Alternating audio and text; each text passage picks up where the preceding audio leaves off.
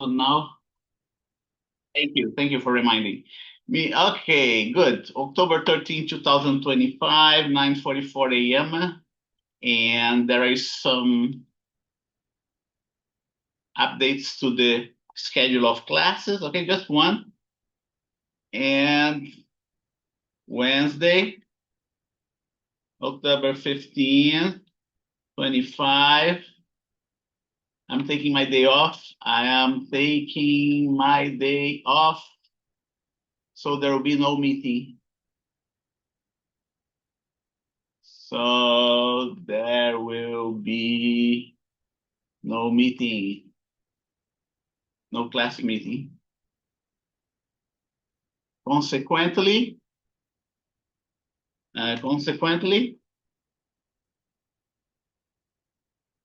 lab 1 will be due the other Wednesday.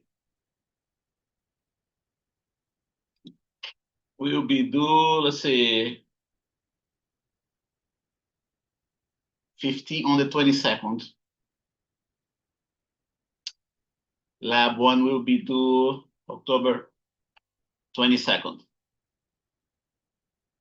Okay? Since we are not meeting this Wednesday, you have one more week to work on the lab 1. For also, I would like you, Wednesday, I'm taking the day off, so there'll be no class meetings. Consequently, lab 1 will be due October 22nd, 25. Also, I would like you to, on Wednesday, I would like you to review the material for lab 2 using the recording of 2024, the 2024 recording, using the 2024 recording in Canvas. Let's take a look at Canvas.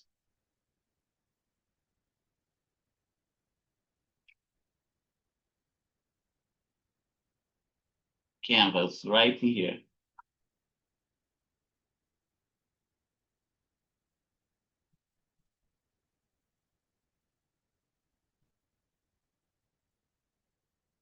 Wow. It's taking time. Okay, here you go. Now, courses, 11,200. Links, 2024 video. What's going on here? Okay. Nothing important. Now, lab 1. Let's see, we had the exam. So,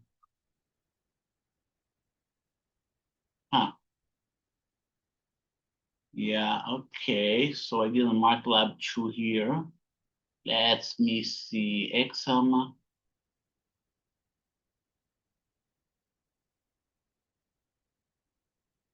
Should be this one here. Even though I didn't write it down, it should be this one. Good. So let's see where we stopped last time.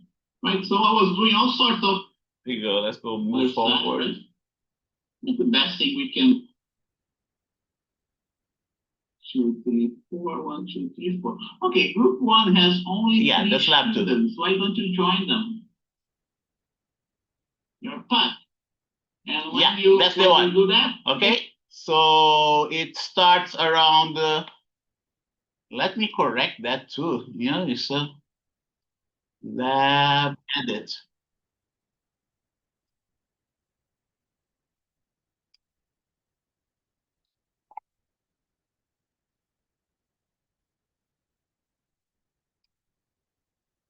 Exam 1.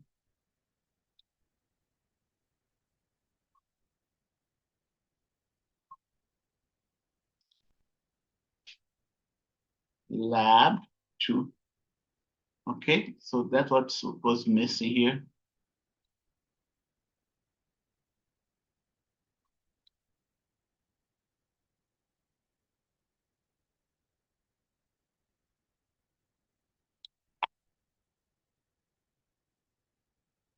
the link.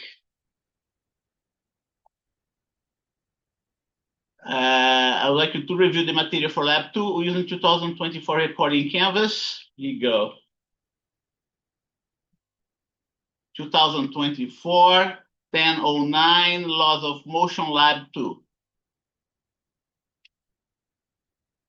Link. Okay. Get familiar with the next lab.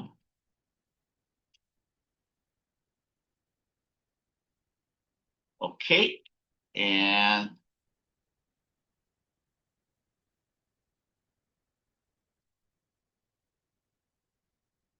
okay, so whoever just arrived, we're not meeting on Wednesday. I'm taking my day off. But I want you to do some work on Wednesday. And it is to review the material for lab number 2, which is going to be the Wednesday next week. Okay, and I'm gonna put UCM2 here. Okay. Okay, I will have to correct the schedule of classes. Okay, but for now I'm gonna leave it right now the way it is. Up to, let's say, up to here is okay. The problem is from there on, right? UCM2, let's see, lab 3, let's see, let's put UCM3. Okay. UCM4 is supposed to be fallback. Fallback is going to be right in here, right?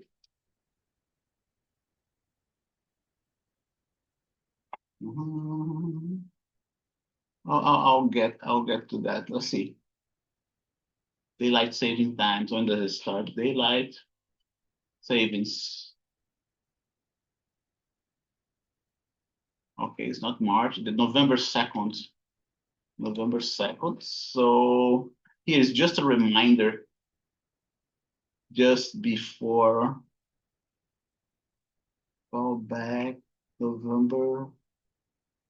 Just a reminder to adjust the clock before the weekend, on the weekend, right?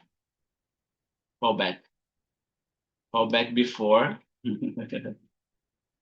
Fallback after, like that. Now, Laws of Motion 3, UCM, Lab 2, UCM 2, and Lab 4 should be here, which is on Wednesday. I'm just going to fix the dates of the labs, okay? And then as the semester goes along, I will fix the dates of the lecture as well. 6 Wednesday. Okay, that's Wednesday. We are let's see. Veterans Day. Okay, Veterans Day is this one here. Oh my goodness, I'll have to fix it. It's gonna be a major fixing. Okay, I will do that later on. Okay, so otherwise we're not gonna be able to do anything today.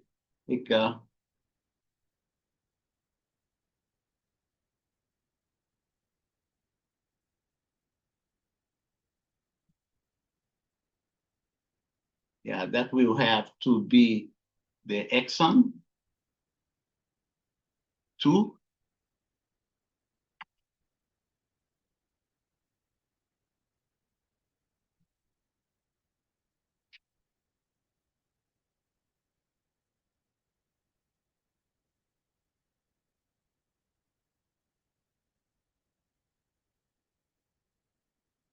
Yeah, maybe up to now, I think it's okay.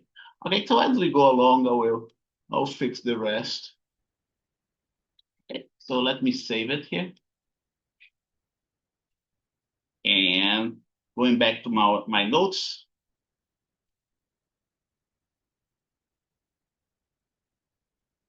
Okay, so Wednesday, I'm taking the day off, so there'll be no class meeting. Consequently, lab one will be due on the other Wednesday next week, 22nd of October. On Wednesday, I would like to review the material for, I would like you to, right? Let me put it this way. I'd like you to review the material for lab two on your own using the 2024 recording in Canvas, okay? To get familiar with the next lab. And what have you done so far?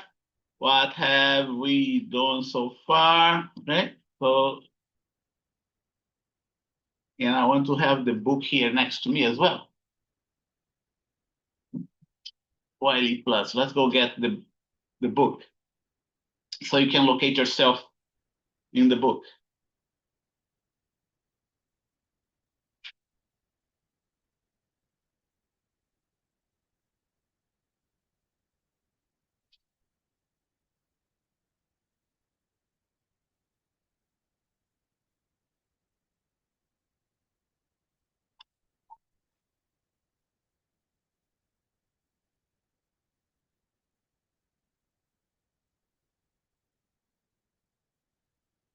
Wow, it's taking some time here.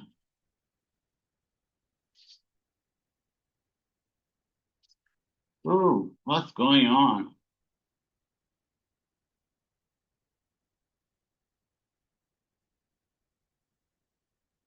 Is it because I am using the wrong thing? No. Oh my goodness. Let me try it. Wiley Plus. Oh yeah, went much faster, right? Why is that? I don't know. Log in.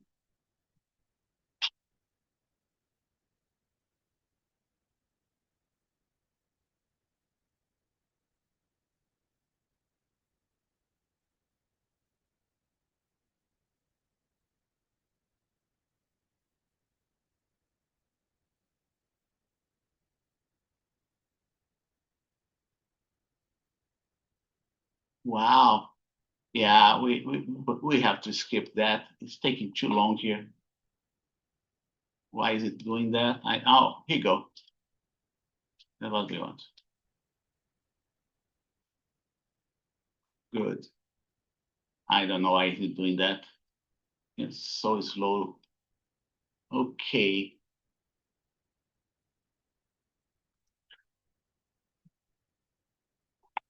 While course resources.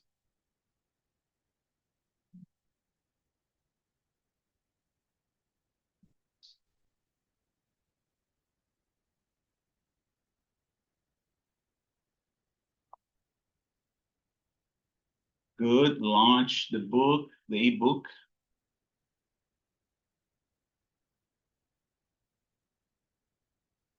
We're in chapter 4. Let's take a look at the table of contents here. Table of contents right here. Concept of force and mass, Newton's first law of motion. There is the first and second part of Newton's first law of motion, and there is the second law of motion, the vector nature of Newton's second law of motion. We did that, right? We didn't cover Newton's third law of motion yet. And I was covering also the static and kinetic friction. But let's, here you go. We have done so far. 1, Newton's first law of motion. 2 parts, right? V equal to 0, V equal to 0, and V greater than 0 constant. Newton's second law of motion. F equal to ma. But let's not forget, F is the net force. Okay, net force. That's what F is all about. And types of forces.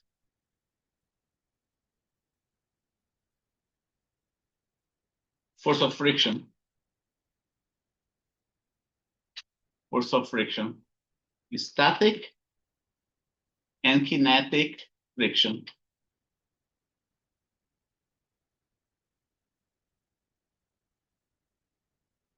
Okay. Concept of and let's see. Oh, we'll get the list of chapters here.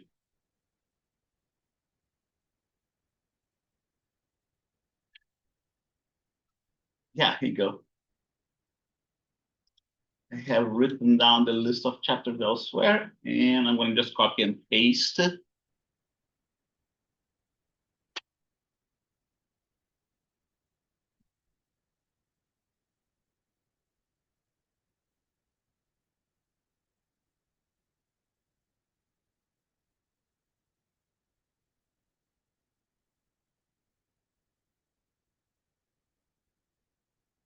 Good. Concepts of force and mass. We covered Newton's first law of motion, and we started covering Newton's second law of motion. I'm going to do some more detail. I'm going to detail a little bit more on that. Vector nature of physics. Vector nature of Newton's first and second laws of motion. Remember, we have x and y components. We didn't cover Newton's third law of motion yet. Types of force we did cover. The gravitational force, yes, we covered. And let's take a quick look here. The gravitational force, we cover only half of it. Let me put it in boldface and italicized.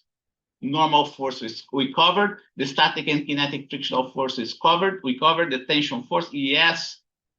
We did some examples on Newton's first law of motion.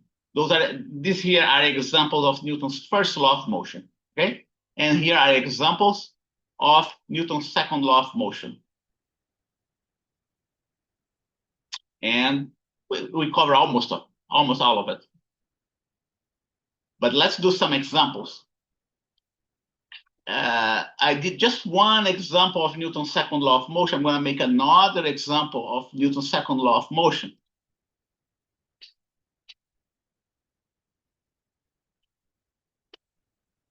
And let's take a look here.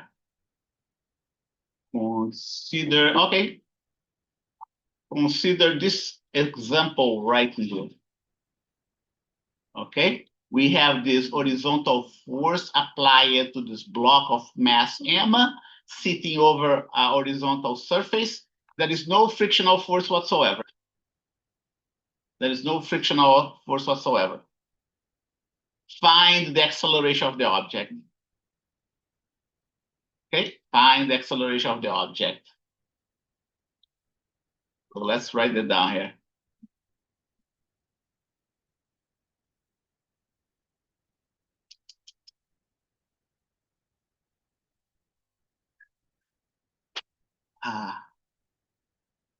My word is behaving so odd.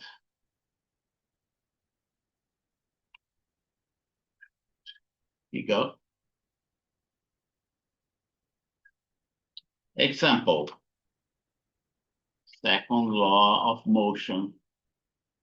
This is one of the simplest examples that you're going to see, okay? So a block of mass m is sitting over a horizontal surface, horizontal frictionless surface. There's no friction. The surface, and subjected by a horizontal force F. Okay? One. Let's put I. Why is doing J? Oh man. hate when those things start to misbehave. Here you go. I.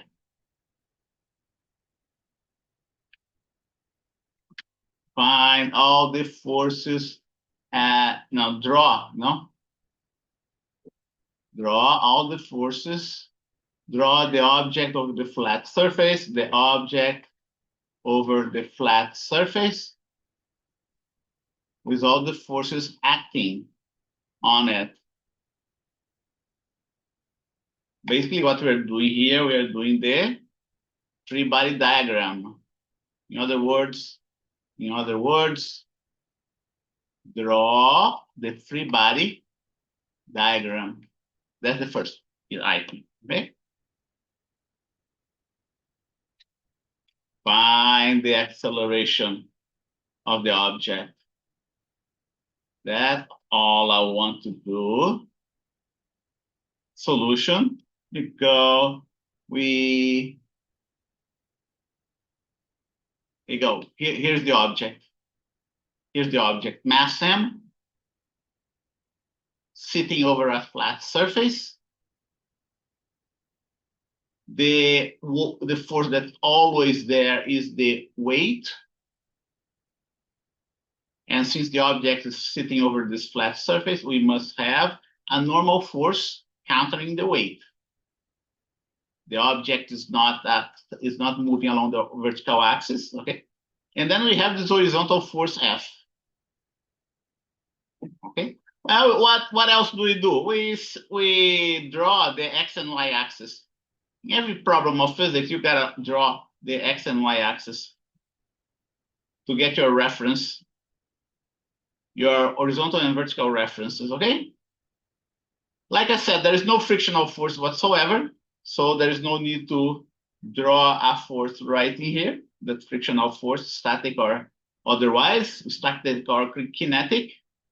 Because there is no force countering this horizontal force, because there is no horizontal force countering this other horizontal force, applied force, the object must be accelerated to the right side. Nothing can be said about the velocity, okay? Nothing can be said about velocity because I didn't tell you what was the initial velocity of this object. But we can conclude that the acceleration is going to be in the direction of the applied force. And by the way, the net force is going to be this one, okay? And let's go back here. Apply. Let's see here. I got to copy this thing here and the snipping tool.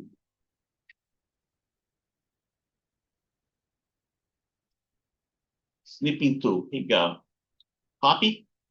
That's the first item of my problem, of my example. Here you go. I.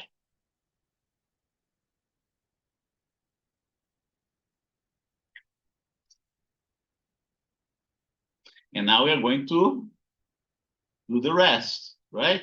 So we are going to apply, we want the acceleration of the object, and in order to find out the acceleration of the object, we must apply Newton's second law of motion. Since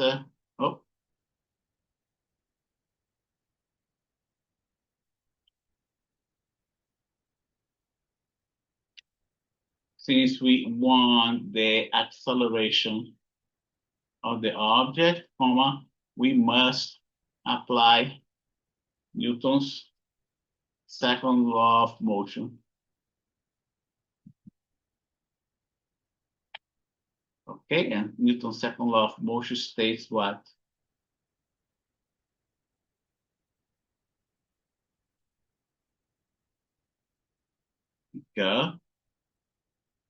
Net force is equal to the mass of the object times the acceleration vector.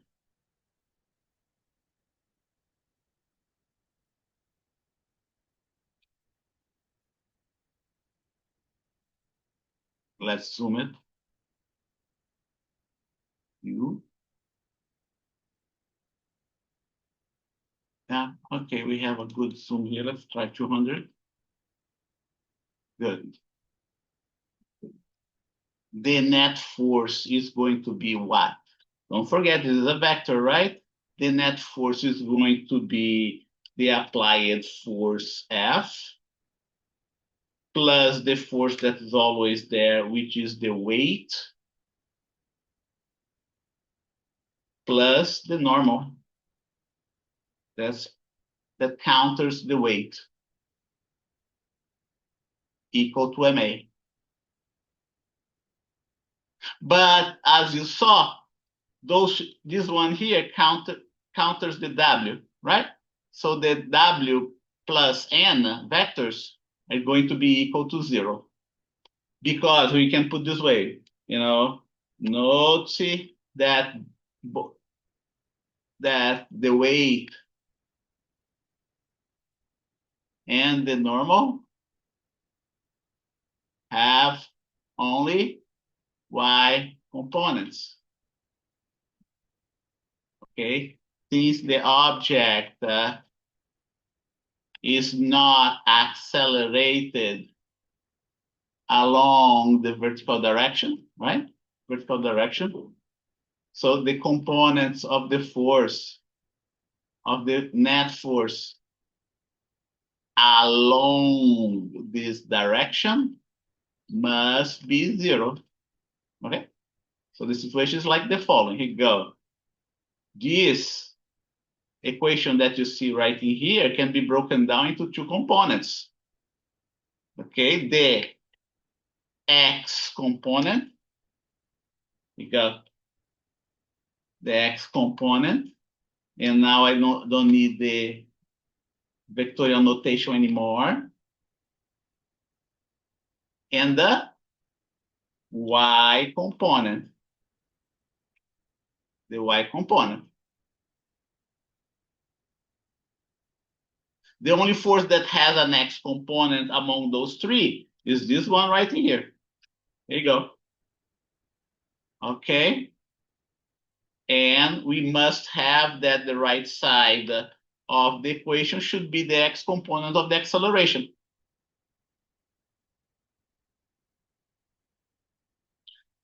Only the weight and the normal have a y component of the force, and the object is not accelerated along the y direction. The acceleration along the y direction is 0. Consequently, the right side of this equation must be 0. Okay?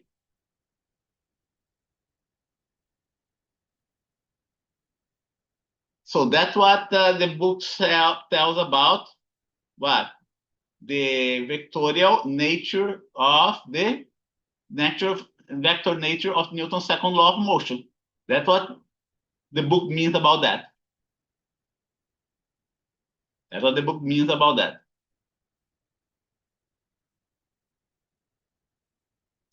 Okay, so here you go.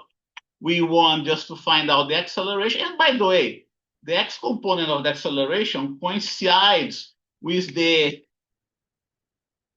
value, numerical value of the net acceleration, okay? So we can write something like that as well. Since we want to find out just the acceleration of the object, all we need is this force, is this equation here. We won't need this one here. Okay, we won't need this one here. But suppose I have asked you what's the value of the normal force, right? Let's put that here. What's the value of the normal force?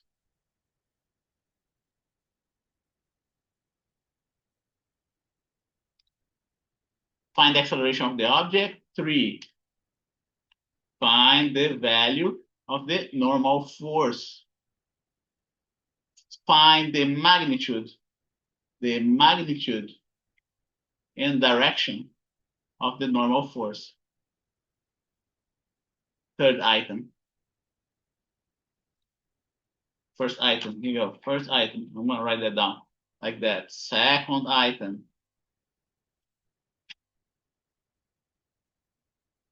Second item.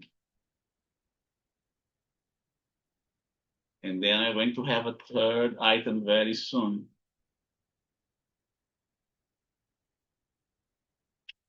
third item.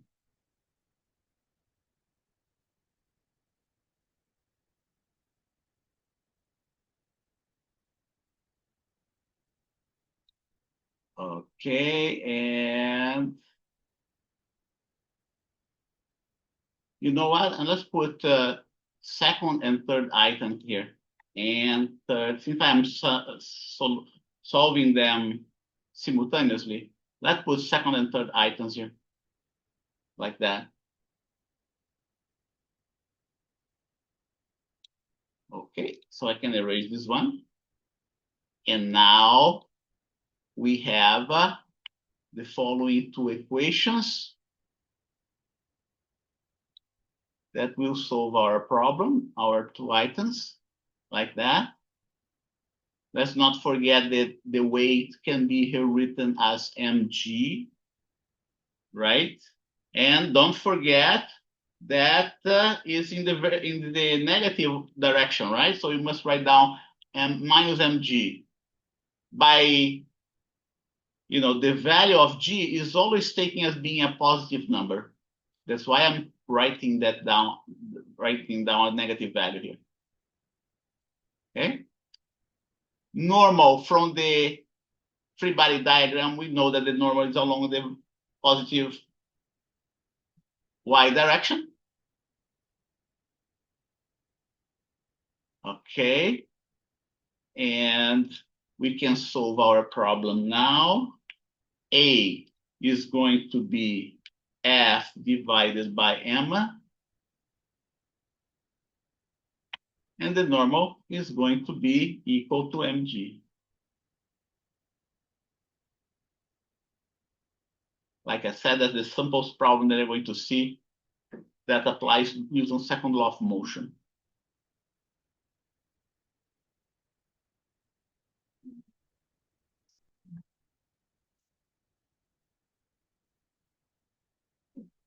Let's take another example. Let's see here.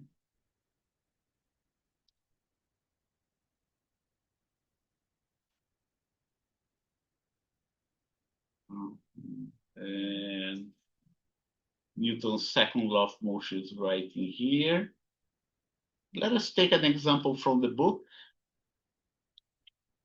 Non-equilibrium application of Newton's law of motion.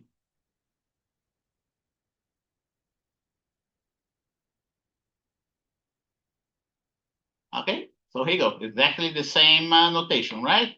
X component of the net force is max. This summation here means net summation of all forces, right? I didn't use this notation specifically, but that's what this means. It's the summation of all forces along the x direction. And here's the summation of all forces along the y direction. Let's see this one here. A super tank of mass m is being towed by two tugboats. Tensions in the towing cables is T1 and T2. Angles is 30 degrees with respect to the tanker's axis. In addition, the tanker's engine produces a forward drive force. Okay, so here's another new force that I didn't mention, okay? The engine of your car, the engine of your boat, the engine of an airplane provides a propulsion. And that's what this force is all about. It's called, he mentioned that he wrote that down as being D. Okay? Moreover, the water applies an opposing force. That's another force that we should worry about. Let's take a look at the list of forces that we did before. And let's increase the list of forces. Here you go, forces so far, right? There's more forces here that we have to add to this list.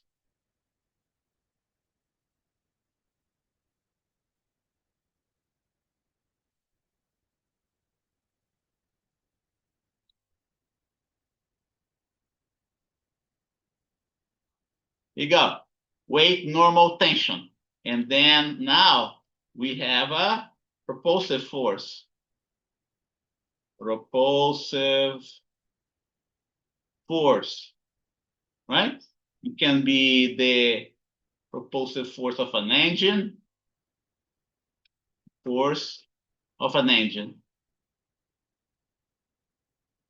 Can be your car engine, can be your boat propeller, can be your airplane propeller, or can be your jet propeller in your jet plane, right? Propulsive force of an engine.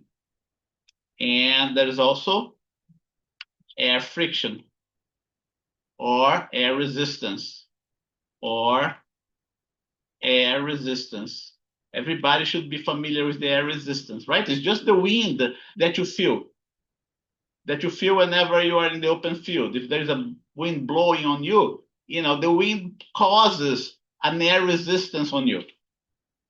And whoever has been at the beach there in Hermosa Beach or Manhattan Beach have seen one of those days of strong wind, right? One day I was there in the beach, in which the wind was blowing very hard. I was biking there in the bike path in Hermosa Beach and Manhattan Beach. Man, the wind was so hard, was so strong that it was very hard to bike upwind. I could hardly move. But then if I were going downwind, that would be easier. That day that I was there at the beach, the wind was so strong that a kid could jump into his skateboard, extend his arm, and the wind would blow him. Okay? This type of force is called air friction. It can be either bad for you because it can counter your motion, or it can be good for you because it can propel you along in the downwind direction. Okay? Air friction or air resistance. This force can be good or bad. This force can be good or bad, right? It can either resist your motion, like when you are moving upwind, or can help you with your motion, when you are moving downwind.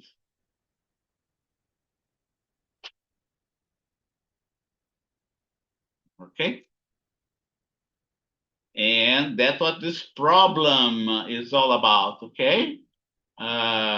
Thanks, engine, okay. But this one here is not just the wind force, it's the water resistance, okay? It's the water resistance. So let's add, and both the wind, air friction and water friction, they're a similar type of force that we call fluid friction, okay? So here you go, water friction as well. Similar to air resistance, because they are both fluids. Air and water, they are both fluids. Water friction similar to air resistance. So you have to consider, there are others too, okay? Let me add another force here, lift. Lift of the wing of an aircraft, of the wings of an aircraft. Depends how you fly your aircraft. Your aircraft can be subjected to an upward force, to a lift provided by the wing of your aircraft. Okay? Lift of the wings of an aircraft. What else? Well, I think that we have enough here. Maybe if we don't have, later on I will introduce more forces. But for now, 8 different forces. Weight, normal, tension, force of friction between surfaces, propulsive force of an engine. We call that propulsive force of an engine, we also call it a thrust. Have you heard of the word thrust? Air friction or air resistance? Water resistance or water friction or resistance? Similar to air resistance because both the air and water are fluids. Lift of the wings of an airplane, of an aircraft. 8 different forces that you have to worry. Now going back to the problem. Going back to the problem, right? The tanker moves forward with an acceleration of that has a magnitude. That's the acceleration. Find the magnitude of the tension T1 and T2, okay? So here you go. Example in the book. Example in the book. Let's see what the example number is. Example 15. Example 15, chapter 4 in the book. Okay. You know the following. 1, mass of the tanker.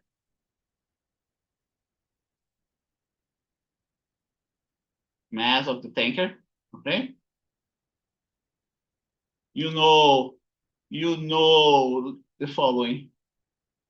You know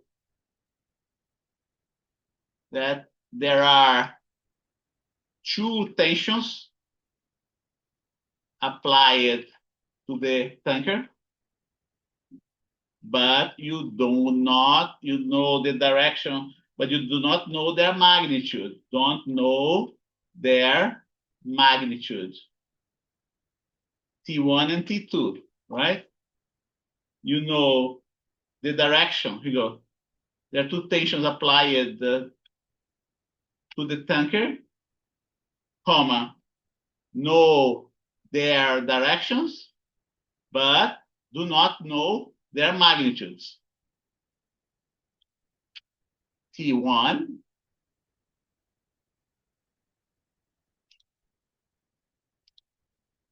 and T2.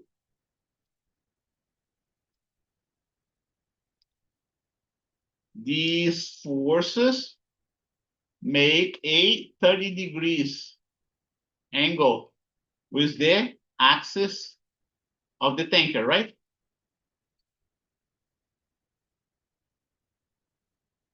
Okay, equal angles of 30 degrees with respect to the tanker's axis. Thrust, the thrust produced by the engine is 75,000 newtons. Thrust produced by the tanker's engine is 75,000 newtons. 75, and when let's see the thrust, I'm gonna put it D. He's using D, let's use D as well. Right? 75,000 newtons. Then we have water resistance applied to the tanker. And what's that? 40,000 newtons. A little bit more than half of the thrust that the engine applies to the tanker. 40,000 water resistance applied to the tanker, 40,000 newtons. And there is a name for this force. The name is R for resistance. Okay, the tanker moves forward. Oh, you do know the acceleration. And that's the acceleration, 2,000 of meters per second square. 0.002 meters per second square. Okay. We know the following instead of you, right? But we know the following. Mass of the tanker. You know that there are 2 tension forces applied to the tanker. We know their direction, but we don't know their magnitude, T1 and T2. These forces make an angle of 30-degree angles the axis of the tanker. Thrust, okay, and we know the acceleration. We know the acceleration of the tanker. A is 0.02 meters per second square.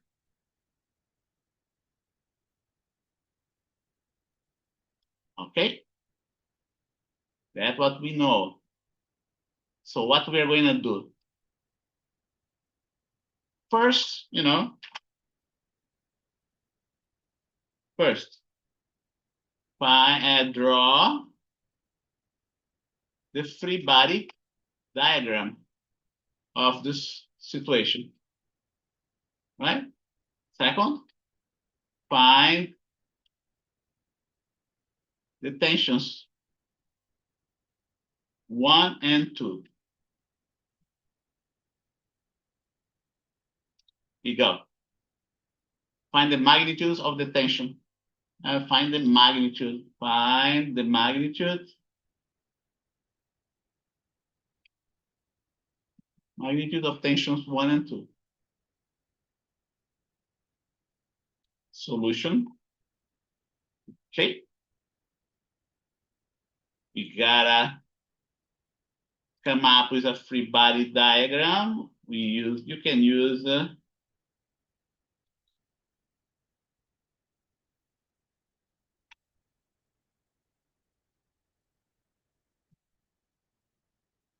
we can use PowerPoint to do that.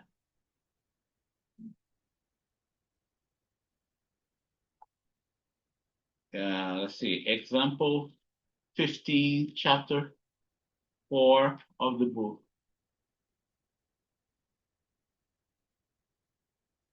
Make it larger, yeah, and bold face it. You go like that. So the situation is the following. I'm gonna draw my bold writing here, right? You go, let's make it no fill whatsoever. That's good. And the black lines. So we have the waterway here. It's just like a channel. Let's assume that's the channel. It can also be open sea, right? It doesn't say where the tanker is. If it's in a channel or if it's in the open sea. Most likely it's going to be in the open sea.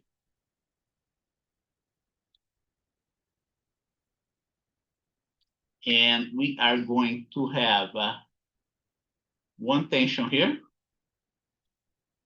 and another tension here.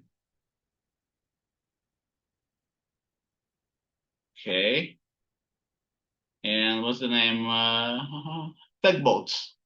Tugboats. Let's put the tugboat here. Smaller. One tugboat. Another tugboat. Angle. Here you go. Here's the longitudinal axis of my tanker. No fancy drawing, right? You gotta put the angle as well. Angle right in here.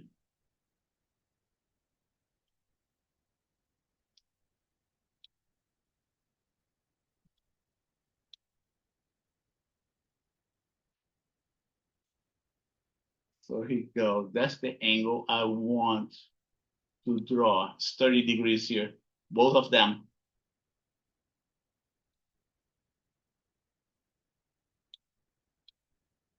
And now I can write it down, 30 degrees. 30 degrees. This one is going to be superscripted. You go, right? And we are going to have another one here.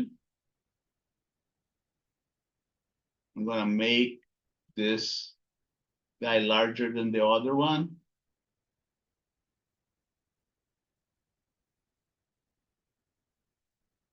So they don't overlap, right? Here you go.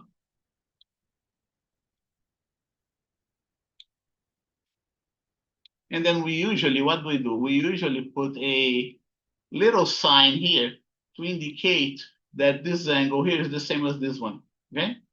That's what this little line is all about. Okay, that's what this little line is all about. 30 degrees. But let me just rewrite it again. Okay, so we have tension. Let's call this one is tension 1.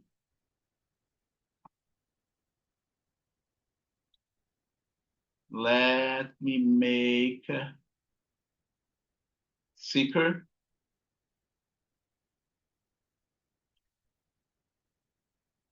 That's going to be black.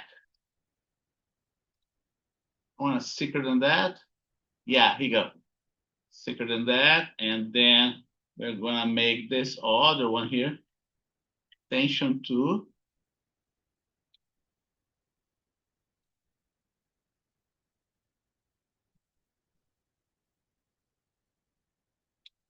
Right? Let's see whatever he says here. Supertanker of mass M is being towed by two tugboats. Oh, figure 4.30a. Let's take a look at figure 4. Okay, those are the. It's not a drawing. It's not this thing here is not the free body diagram. Unfortunately, he didn't draw it. He didn't draw this. Oh yeah, right here. Here's the free body diagram.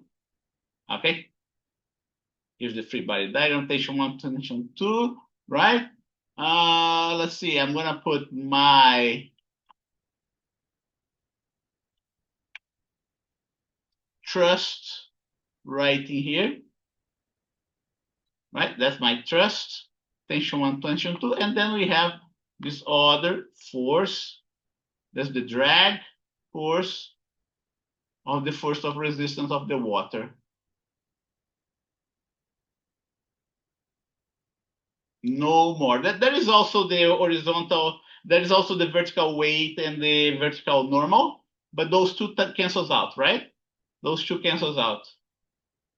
We're going to do something else too. We're going to come up with vertical axis Y, horizontal axis X. Every time that you do problems in physics, you've got to draw the X and Y axis. And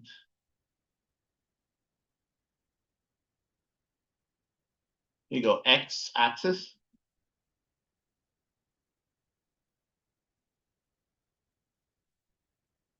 And the Y axis.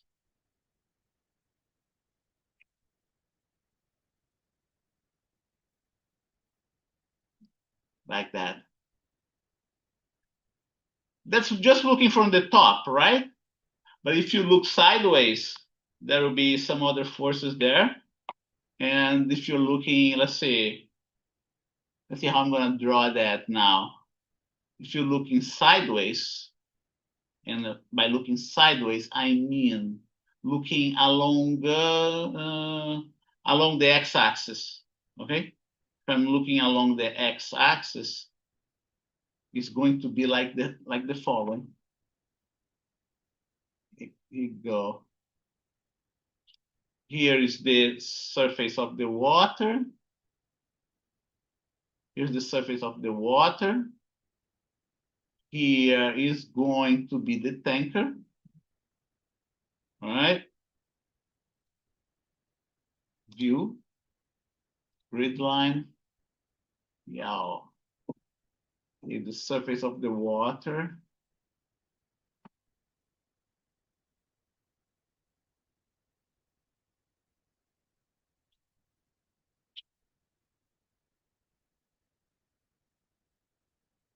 Here's the tanker.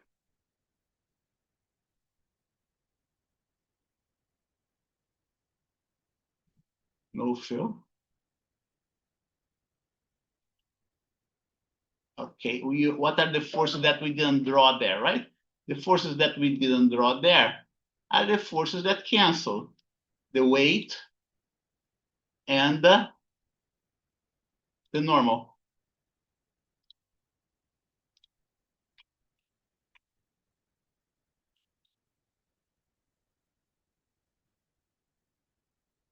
Format shape.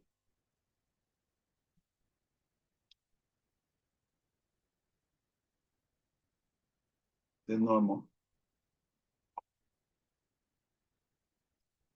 That's the weight.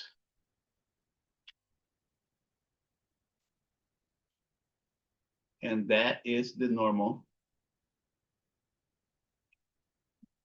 But there are others, right? Here you go. There are others that we can draw here. The other ones are the resistance. I'm gonna make it thicker. The other one that I drew before in the previous graph.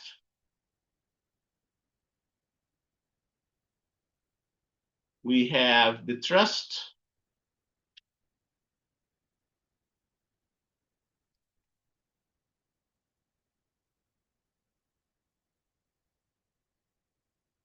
Is a little bit larger than the resistance force.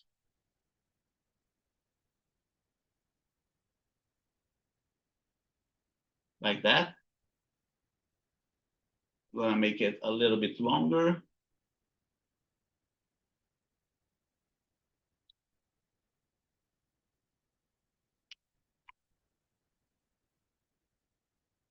He called this force D.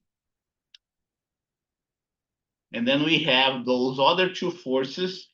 We won't be able, that the tugboats provide, we won't be able to show the angle, right? We won't be able to show the angle because we do not have the dimension that help us out visualize that. T1 is going to be here. T2 is going to be behind that. T1 and T2. T1, T1, T2. That's another free body diagram, but the previous free body diagram is better because it gives you the information of the angle of those two tension forces. Subscript.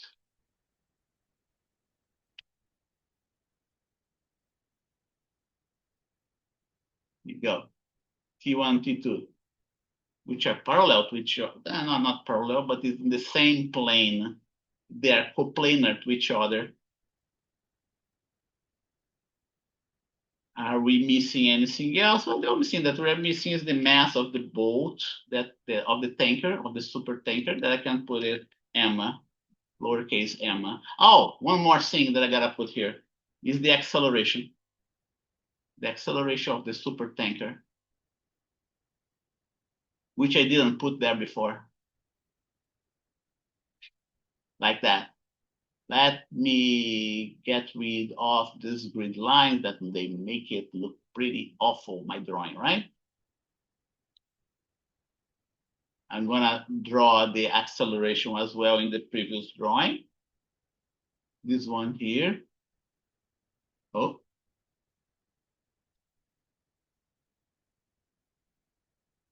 The net for, okay, it's like that. That's the acceleration. Acceleration of the boat. I'll put it a little bit lower. I have to draw the reference axis as well. Okay, the positive, let's see, I put the y direction. Let's put the y direction, the positive direction of the acceleration vector, okay? Instead of putting upwards, let's put it downwards. And so we can make it easier to solve our problem. We get the acceleration along the positive y direction. We can do that. And now that I have my y direction, here you go. My y direction here in this axis is going to be this one. Okay? And write that down, y. Y.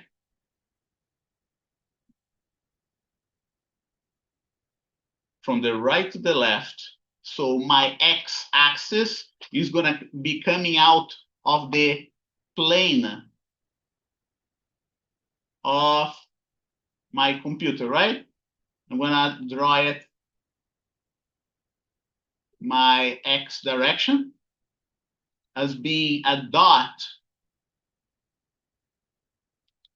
which symbolizes the tip of my arrow.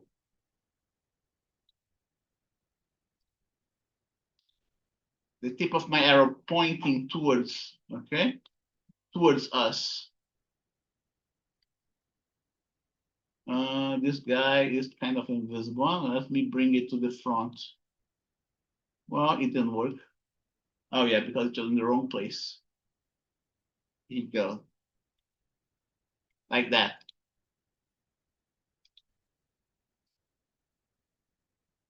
Tip of my arrow right in here. And I'm gonna put it x-axis.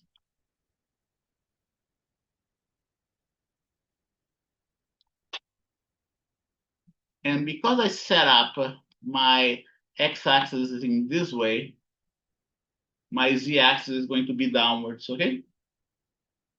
This just was the odd way that I made my x, y, and z axis. You can see, x cross, and if you move your hand, the right palm of your hand from the x towards the y axis, the thumb points downwards. So here you go. The direction of the z axis, we do have, is going to be into the board, into the plane of my computer. This one that I want. Yeah, here you go. Z axis. And we usually put it right in here at the cross, at the cross of the x and y axis, and I label it z axis. The z axis point towards the surface of the water, right? The surface of the water. Now here you go. That's the surface of the water. Here's my y axis, z axis. My x axis. Go.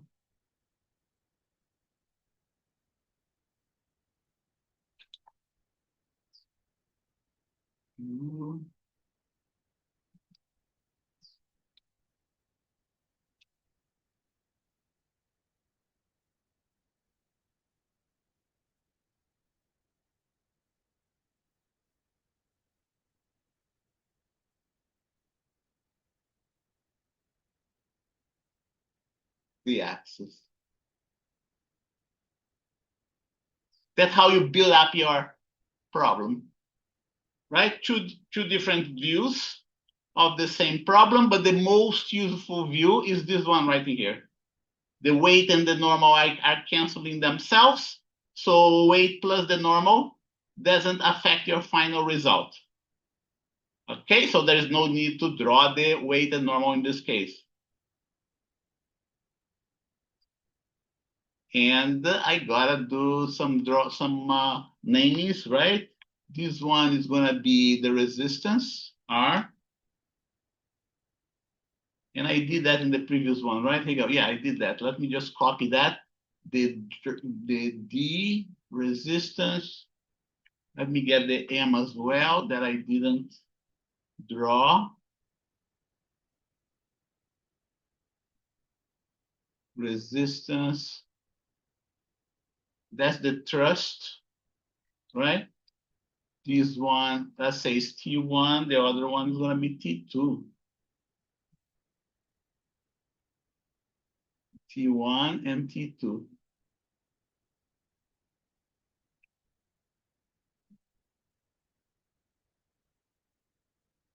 T1, T2, D, R. Acceleration, my M is already here.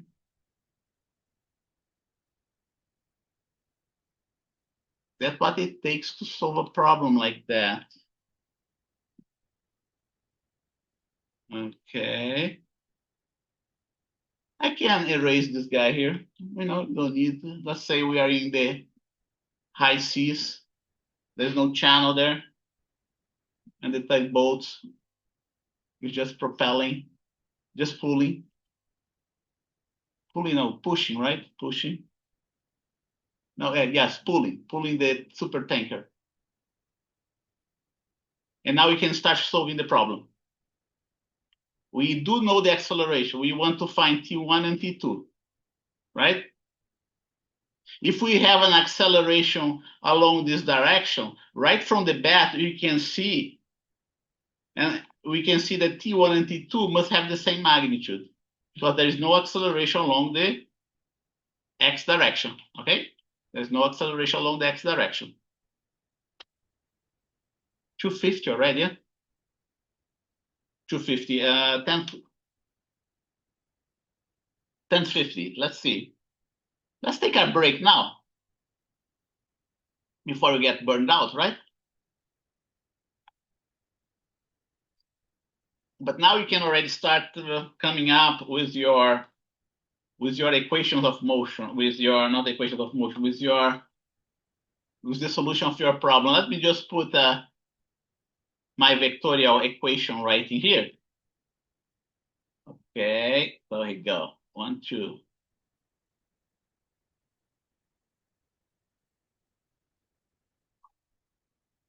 Did he say the mass of the tanker? Let's see. We gotta write down the mass of the tanker. M is equal to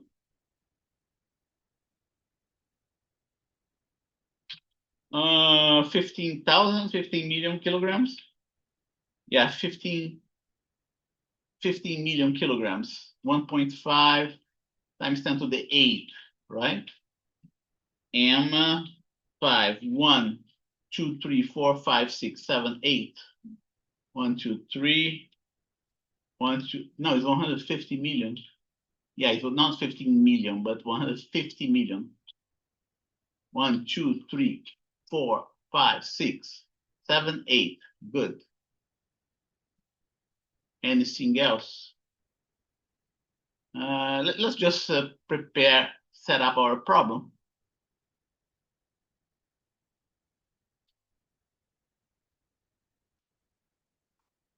Yeah, F net is MA, right? But then we have a bunch of forces that we have to deal with. The first of them is the propulsive force of the supertanker. We have the tension 1. Oh, I forgot to put my vector there, my vector symbol. We have tension 2. And we have the other force, that is the resistance force.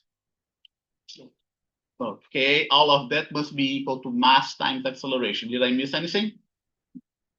1, 2, 3, 4 forces. 1, 2, 3, 4 forces. 1, 2, 3, 4 forces. Good.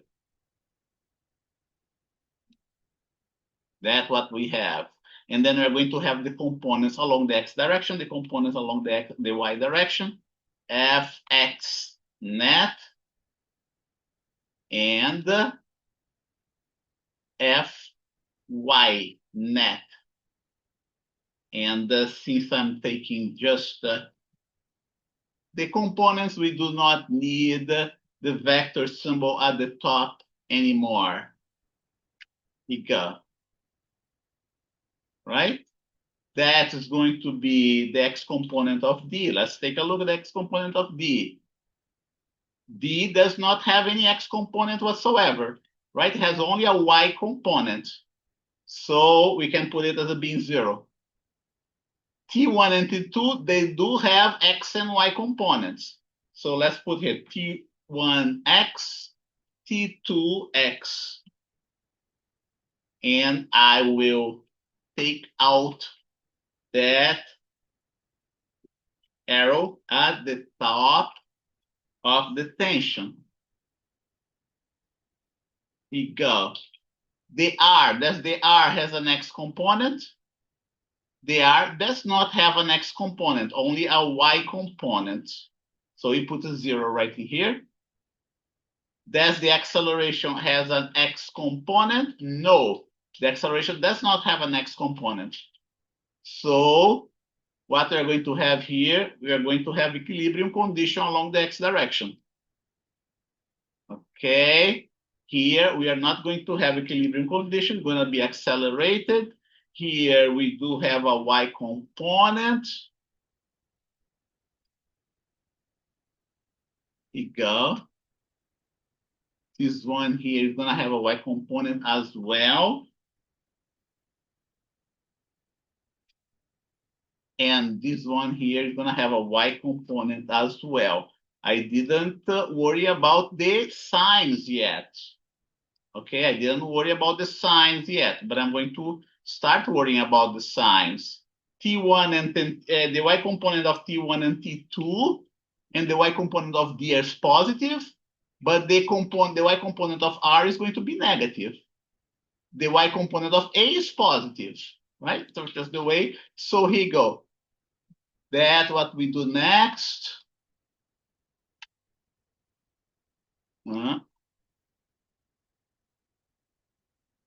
Worry about the y component, right? The resistance here is going to be a negative. And then what do I do? Just to emphasize that the sign direction of the R forces negative, I am emphasizing here that this is a magnitude. This is a positive number. Everything else is going to be a positive, the direction of the A. Oh, what did I forget here? I forgot to put A, right? A sub y, which, by the way, is equal to A. Like that. And I can even emphasize that this is a magnitude. Emphasize that this thing is a magnitude. To keep track of what's positive, what's negative, right? This R is negative, right? It's implicit, is an implicit negative that's not showing up. But if I want to make it show up, I have to rewrite it as being like that. Okay, and I'm doing the same here with my acceleration. Here you go. And I can do the same with Z, right? D and T1Y and so on, right? I'm gonna leave this way. Let's see, we can eliminate the zero from here. Eliminate the zero from here. And what is that? Let's go another 3 minutes and then we get our break. Okay. I can write down the y and x component. The x component is going to be T1 sine of theta, sine of 30 degrees, T2 sine of 30 degrees. T1, let's go here. The x component. T1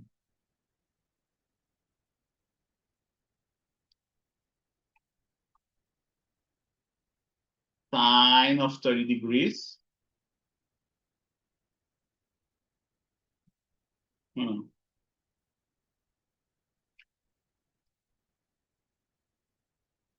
Strange. 30 degrees.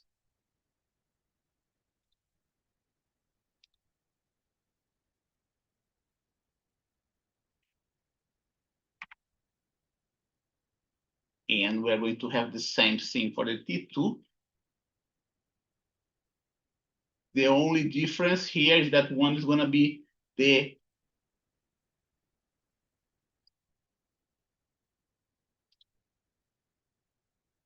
in a direction contrary to the other, right? Here you go. And if I put the magnitudes here, this one, let's see which one is positive, which one is negative in my drawing. Okay, the T2 is positive, the T1 that's negative, okay? The x component of T1 is pointing to the left, the x component of T2 is pointing to the right. So it is my T1 that's going to be the negative, we'll have a negative components.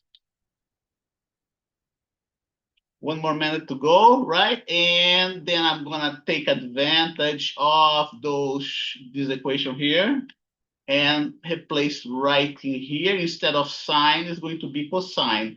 And the y component in both cases are going to be positive.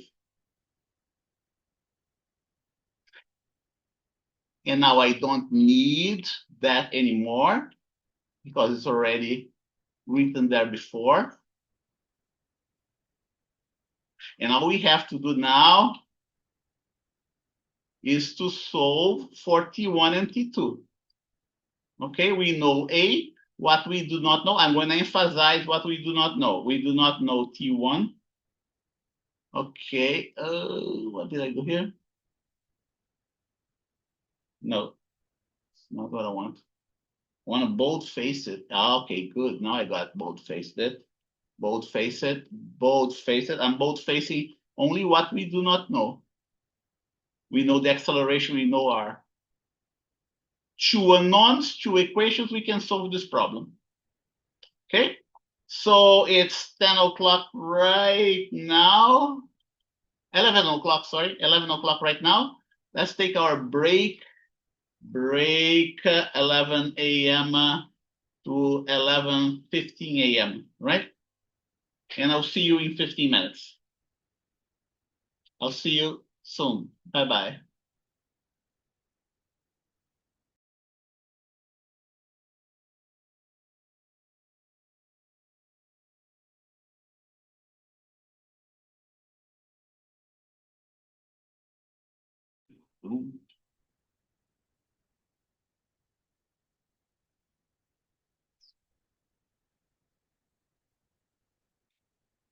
Okay, we're back here.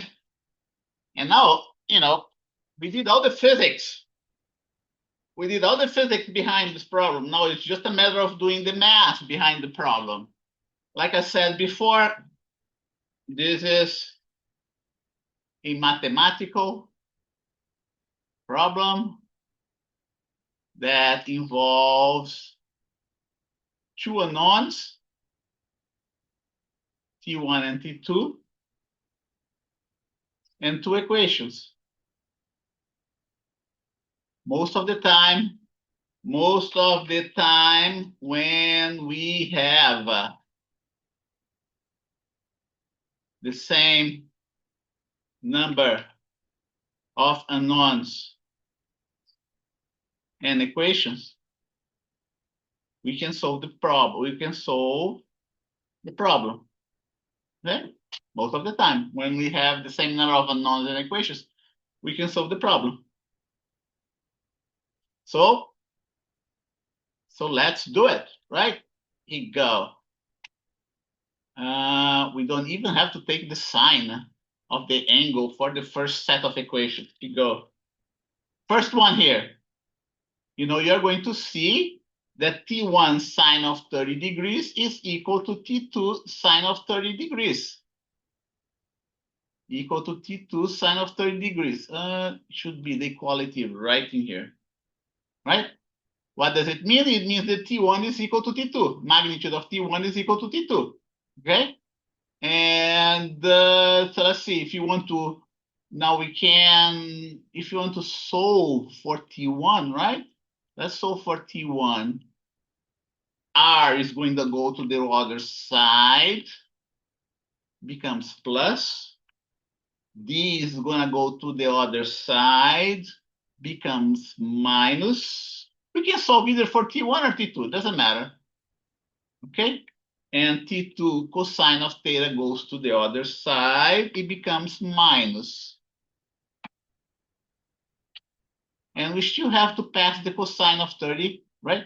To the other side as well. Wait a minute, I shouldn't have done that. Let's see. Yeah, I have to keep this one right in here. I have to keep this one right in here. Okay, but I still can pass the cosine of 30 degrees to the right side. Okay, so here we go. We gotta get divide by cosine of 30. Cosine of 30, cosine of 30. Okay. Sine of 30 cancel out with sine of 30. So T2 is equal to T1, or T1 is equal to T2, doesn't matter. And then we replace this equation right in here. T2 becomes T1. 2T1 is equal to that.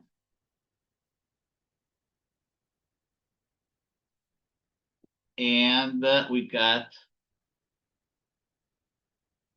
this result.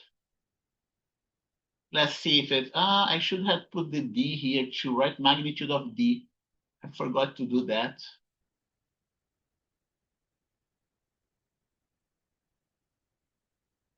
Yeah, I had to put that. Let's see what the book got, right? We did all of that without looking at the solution of the book. Let's see if it has. Let's see if it has the step by step. Here we go. Let's see. Oh yeah, see that? MAX plus R minus D. 2 cosine of 30. Let's see. MAX, yeah. He put M sub X, right?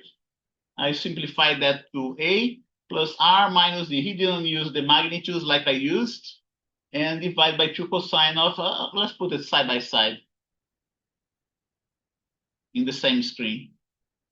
Here you go.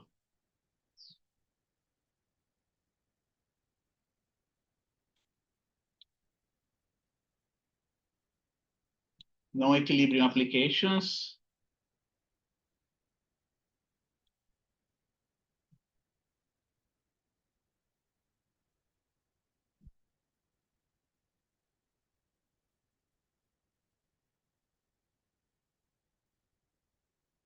Newton's second example force. An overview. Types of forces. Normal force.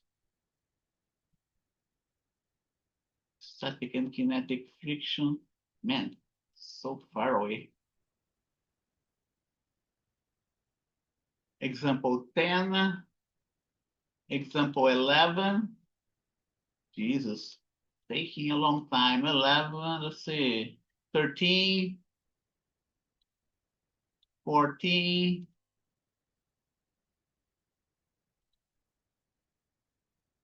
15. Yeah, here you go. Side by side.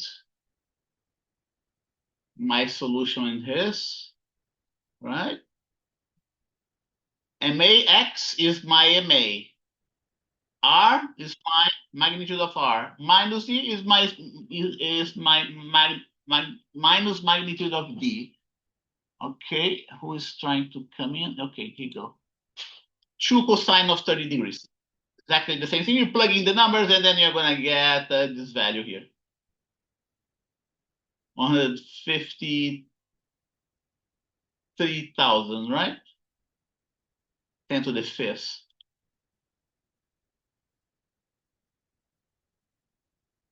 So that's one example of a Newton's second law of motion. What else can we cover?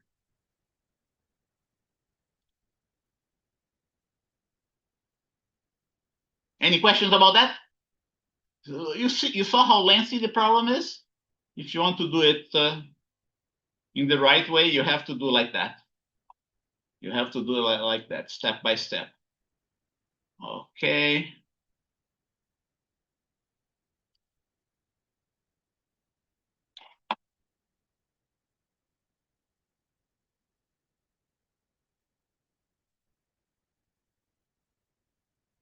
And let's take a look here at the book. Chapter 4. Right? There are other problems that you want to look at it, non-equilibrium application of Newton's law. Let's see what else we can do here that we did. Must be the gravitational force, right? Let's take a look at the gravitational force. We didn't cover the other half of the gravitational force, 4.7. Let's cover the other half. And I will also, let's see, copy.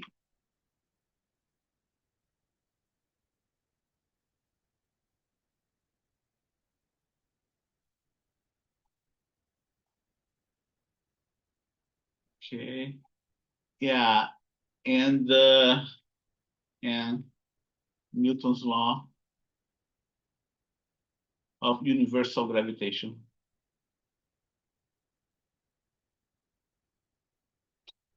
Okay, so let's cover that. Here we go. There's one more type of problem that is important. Instead of doing the Newton's law of universal gravitation, let's do something else. There is another important type of problem that involves Newton's second law. Okay, and is the problem of apparent weight. They have an example right in here. Okay, right in here. Okay, apparent weight. This problem uses the concept, the idea, the law, the second Newton's law. And it uses also the idea of normal force. Okay, let's talk about that.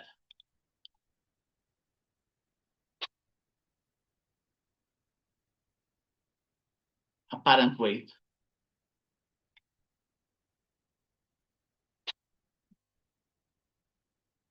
Okay.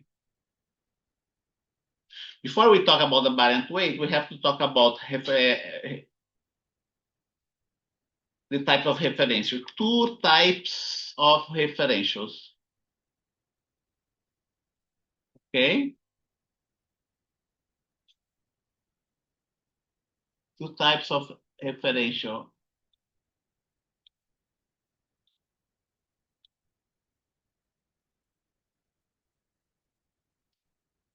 Accelerated and non-accelerated referentials. Those referentials that are not accelerated, that are called inertial frames of reference. Inertial frames of reference. And the ones that are accelerated are the non-inertial frame of reference. Okay? Two types of frames of reference. Two types of frames of reference. One, accelerated, which we call the non-inertial frame of reference, and non-accelerated differentials. Why are we defining that? There's a reason why we're defining that. The reason we define that is very simple. It's very important. The reason we define that is very important.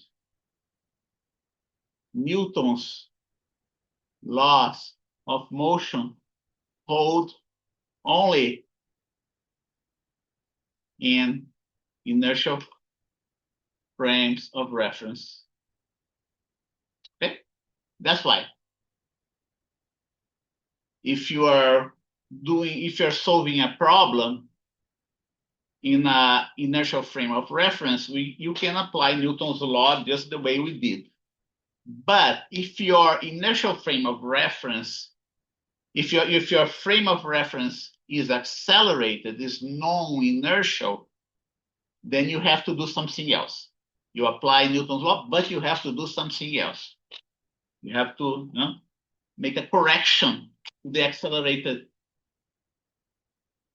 fact that the differential frame is accelerated, okay? And okay. See that we still didn't cover Newton's third law of motion, right? We still didn't cover that. But we're gonna cover it very soon. Now,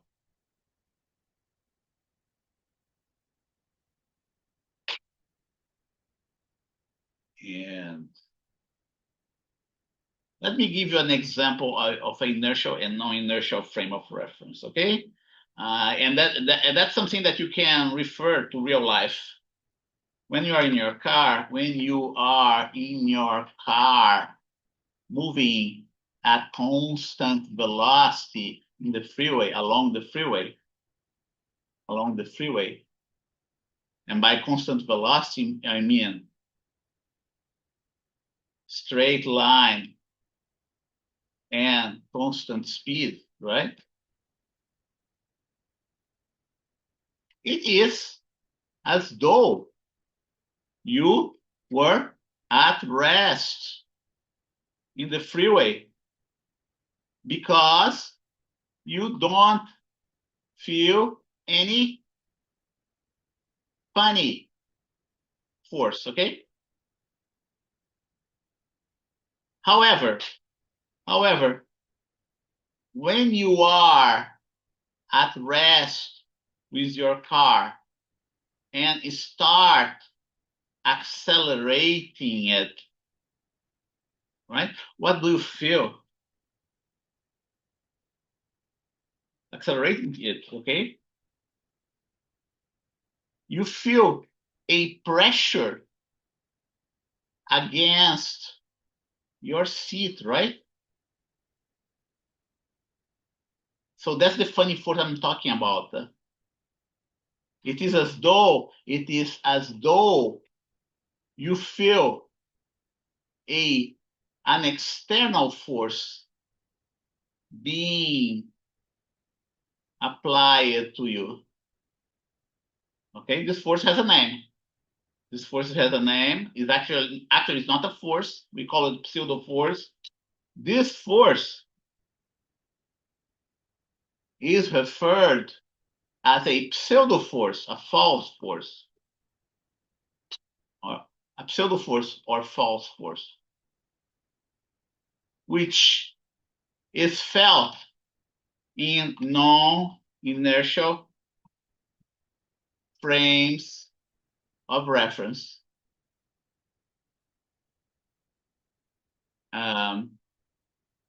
We call it Einstein force. Einstein force. We refer it as an Einstein force. We refer to it as the Einstein force or a non-inertial force. Okay? Another example of this force. You know, you are going at 60 miles per hour in the freeway, along the freeway.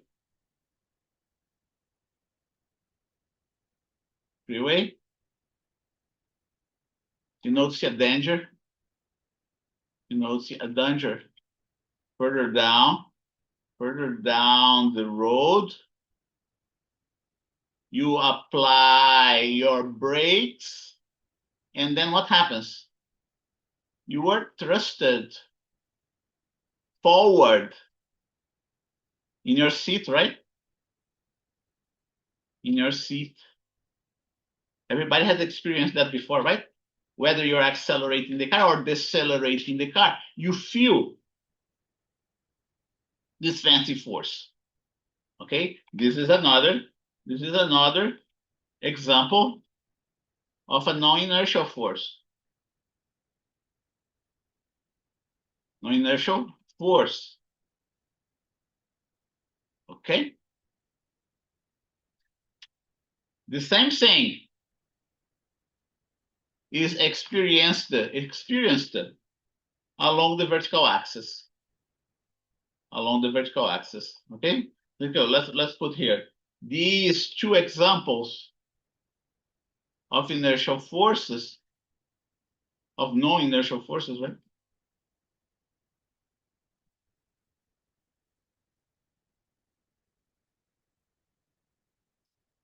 Occur only parallel to the surface in the horizontal, occur only in the horizontal direction, right? In the horizontal direction. However, we have something similar along the vertical direction. We have something similar along the vertical direction or along the vertical axis. Or along the vertical axis. Just for instance, example. Think you're inside a rocket. Think you are inside a rocket, and you are no, not a rocket. Instead of a rocket, let's look at elevator. Okay, you are at an elevator at the bottom floor,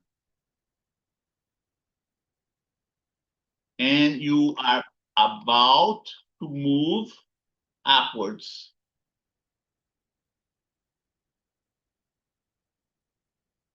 About to move upwards. Okay. The moment you start moving, the elevator is slightly accelerated upwards, and you feel a pressure on your feet, right? It is as though as you're being propelled upwards by the floor of the elevator. This happens because of the acceleration. This happens because of the upward acceleration of the elevator. Another example of pseudo force. Another example of a pseudo force.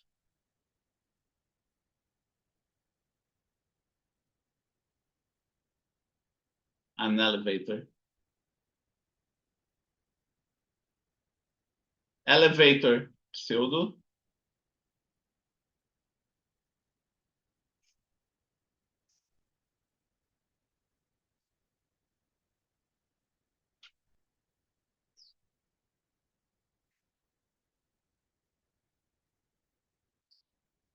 Let's see. This happened because it's slightly accelerated upward and you feel a pressure on your feet. This pressure is translated in terms of this pseudo force, right? If you were to place a scale inside this elevator, okay,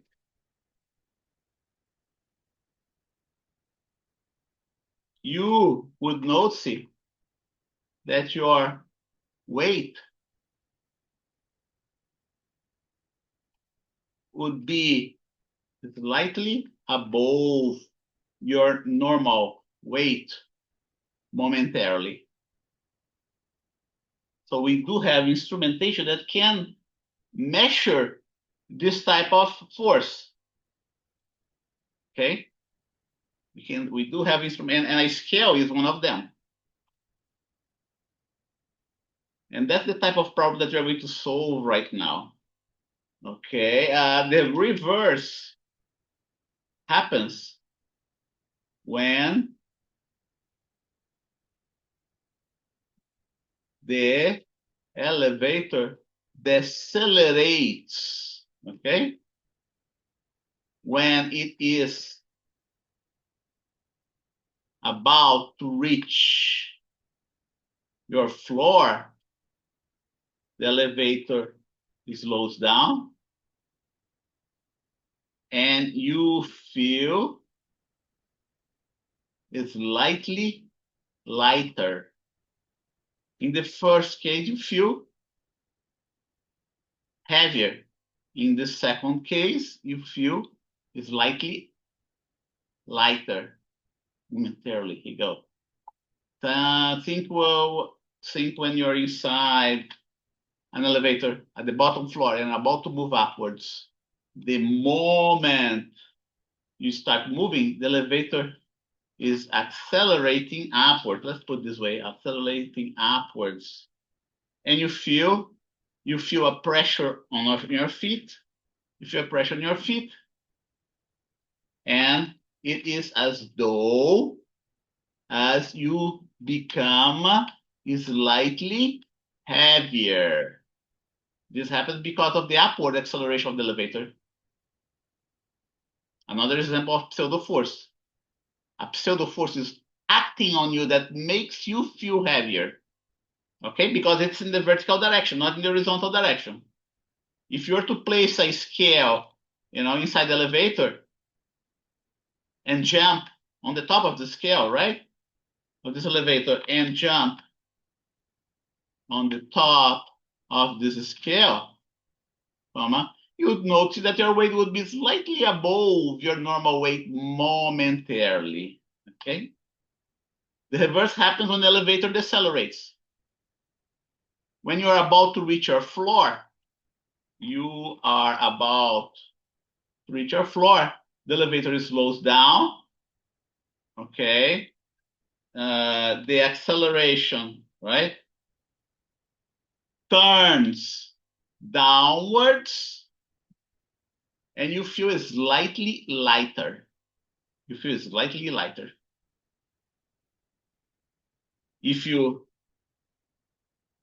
of that, your scale, not the digital scale, I'm not talking about the digital scale that we have nowadays.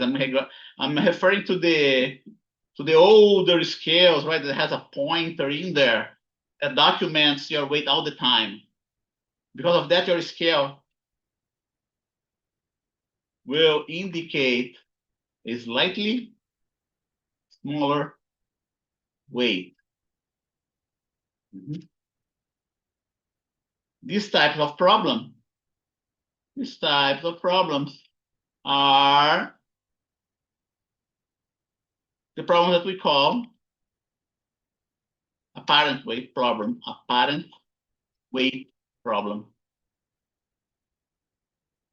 And we are going to do some of those. Okay. So here go. Here is the part of the frictional force, right, that we covered last time. Let's see here if you have apparent weight examples here. Oh yeah, here you go. I have it right here. An illustration of an apparent weight. Okay. In this specific case, is the case of an elevator that you cut your cable and the elevator goes down at the acceleration of gravity. Okay. It's possible to simulate the experience of weightlessness that astronauts feel in orbit, just like here on Earth. It's possible to do that, but you gotta cut the cable of your elevator, okay? In this case, your elevator is going to indicate a lower weight. If the elevator is accelerated downwards at 10 meters per second square, you feel weightless. Similarly, conversely, right? Not similarly, but conversely, if your elevator is accelerated not at 10 meters per second square, but at twice that acceleration, 20 meters per second square, you would be able to walk on the ceiling of the elevator. Okay? This guy still would be weighting his normal weight, 80 kilograms right in here. And this other guy that is in the upright direction compared to us would be as though he would be upside down. Notice that his strength here in his feet, right? In his feet. And that's the type of problem that we can solve, okay? We can solve this type of problem with very simple drawings. You can feel slightly lighter, you can feel weightless, you can feel heavier, and you can even walk upside down depending on your frame of reference, whether it's accelerated or not. And it's because of this type of problem that we can generate artificial gravity in spacecraft. In principle, we could do that. And you have seen that in science fiction movies, right? Like the Interstellar movie. The Interstellar movie was very good. And 2001, even better, 2001. 2001 they did a very good job, even though it was done 60 years ago, in the 1960s. Stanley Kubrick did a masterpiece, came up with a masterpiece that's amazing even today, even after 60 years. So it's because of this type of force that we can create artificial gravity inside the spacecraft, for instance. And we're going to solve this type of problem, okay? Here you go. Scale at rest, find the normal force. Okay, here you go. That's your elevator. Your elevator is at rest. You have a scale, and you are at the top of a scale. That's the first example that you're going to see. Okay, so we can solve this problem just by applying the free body diagram. Okay, here you go. The y-axis is upwards. Okay, you look at the individual, it's you, right? That's sitting there on the top of the scale. It's not a digital scale, it's an analog scale. So here you go. The first force that you're subjected to is your weight. That's the first force. And then the other force is this contact force that you feel. It's called the normal force. In this slide here, I'm displaying just the g acceleration vector and the unit vector y hat. Here you go. Here's the normal force. We apply Newton's second law of motion to this type of problem. Make sure you use an inertial referential. Okay, and let's do that. Here you go. We're going to solve all sorts of apparent weight problem, right? Example first. Example apparent weight. Example one. Example one. Elevator at rest. Individual of mass m at the top of the scale, at the top of a scale, of a scale. What does the scale indicates, right? Indicate. Solution. Okay. So you have the, like I said, that's the free body diagram. Free body diagram. Let's copy this free body diagram and place there in our notes.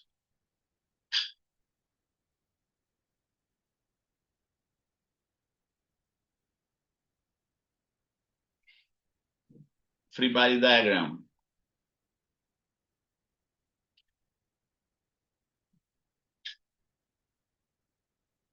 We go. All the forces are there. Newton's second law of motion.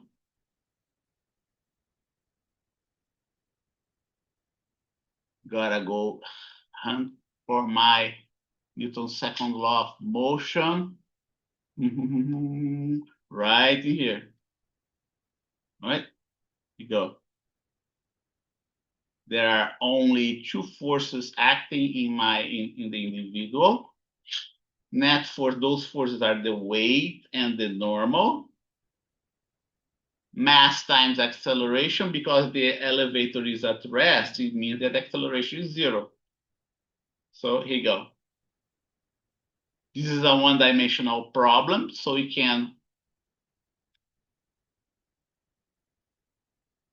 have only one equation, right? The weight is along the y hat direction.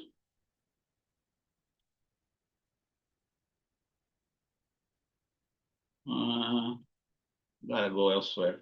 Let's see, I'm gonna put my weight like that, and then I'm gonna put the bars around the weight. Right here. The weight is downwards, the normal is upwards. So all I have to do is just to change the W to N, right? Like that. And now because my acceleration is zero. Okay. Even better, Okay, I'm going to do something else here. I'm going to reformulate this problem. Individual at mass m at the top of the scale. What does the what is the normal force? Okay, what is the normal force? Then the next question is what does the scale indicate? Okay, what does the scale indicate? The normal force, according to this equation, is going to be exactly equal to the weight mg. Simple enough, right? Like it happens most of the time, which is equal to mg. And then there is a little secret among physicists, okay? Notice that I calculate only the normal force. It happens, okay? It happens that this normal force that the scale applies to you, that the scale applies to you, coincides with the indication in the scale, okay? So the normal ends up being equal to the apparent weight. The normal that the scale applies to you, ends up being equal to the apparent weight, which in this case is going to be mg, just like in regular situation. Okay? That's the first example. Nothing new here. You're already familiar with that. We have solved problems just like that before. And now what we are going to do is a slightly different situation. Here you go. I'm even going to copy the same thing and just make slight adjustments to this text that you see right here. It's a very interesting problem. This problem is applied to the space that can be used in the space age, right? To find out. Now the elevator is not at rest. Now the elevator is moving upwards with constant velocity, right? Still, acceleration is equal to 0, right? Initially, you had acceleration equal to 0. But now we still have acceleration equal to 0. Just the only difference that the elevator is moving upwards with constant velocity. Individual of mass m at the top of a scale. What's the normal force? Well, also, what does the scale indicate, right? Let's get our next drawing. Here you go. Scale moving is constant velocity. Find the normal force. Okay. And then here's the free body diagram again. Do you see how powerful drawings are, right? How powerful illustrations are, right? We use those illustrations to solve our problems in physics. And now all I have to do is to replace. Oh, it didn't. Huh. Interesting. Free body diagram again. G is downwards, the velocity is upwards. Okay, that's the free body diagram. Newton's second law, there is no acceleration whatsoever. So the problem is exactly the same because there is no acceleration whatsoever. It might be moving, but it's moving at constant velocity. So constant velocity is a problem similar to a problem in which you are at rest, similar, right? And then here you go, the indication of the scale is going to be mg, just like before. Here you go. Applies to you, coincides with the indication of the scale in the scale. So the normal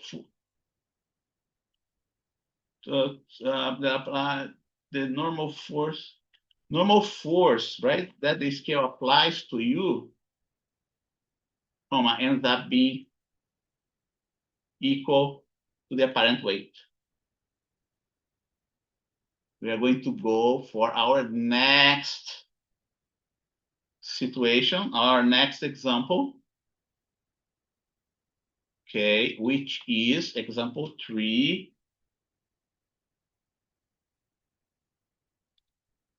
example 3, apparent weight, example 3, elevator is moving upwards, not with constant velocity, but with constant acceleration, A. Okay, moving upwards with constant acceleration. Let's see, A, also upwards. Elevator, let's see, it's moving upwards. What the velocity vector is upwards? Velocity vector means, okay, when the elevator is moving upward, it means that the velocity vector is upwards, okay? That's what it means. However, this elevator is also moving with a constant, with an upward constant acceleration. Now the problem is slightly different, so I have to modify the text, right? Slightly upward constant acceleration. Individual of mass m at the top of a scale. What's the normal force? Also, what does the scale indicate? So I need a new drawing here. That is my PowerPoint. Not this one, because the velocity is constant in this one, right? With constant acceleration. Here you go. The acceleration is upwards. Let us copy this one. And I gotta put the normal, right? The normal and the weight here. Copy.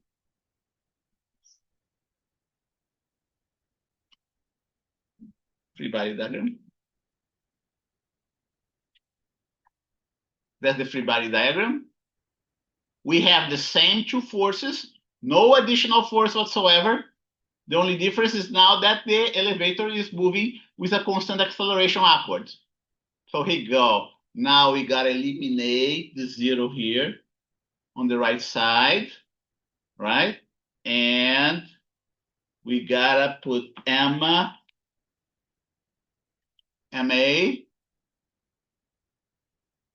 but I'm going to use the magnitude here to emphasize that the acceleration is in the positive y direction, y hat. And I'm going to emphasize that with a plus sign here, right? Emphasize that with a plus sign. We want to calculate the normal. Now, what are we going to have? Now we're going to have a scalar equation that's going to be like the following. Okay, gonna be like that. That's my scalar equation. Next step, I can replace my W with mg. And I solve for the normal. We want to solve for the normal, right? When we solve for the normal, this force now, this normal force, is no longer equal to the weight, but it's going to be more than the weight. Negative has to change to positive, right? So this normal force is going to be mg plus something else. See that? In this case,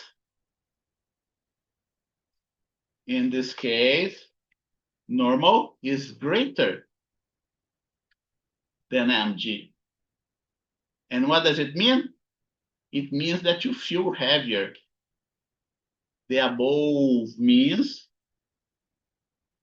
that you feel heavier than your normal weight. Okay? If the acceleration is equal to 10 meters per second square, here you go.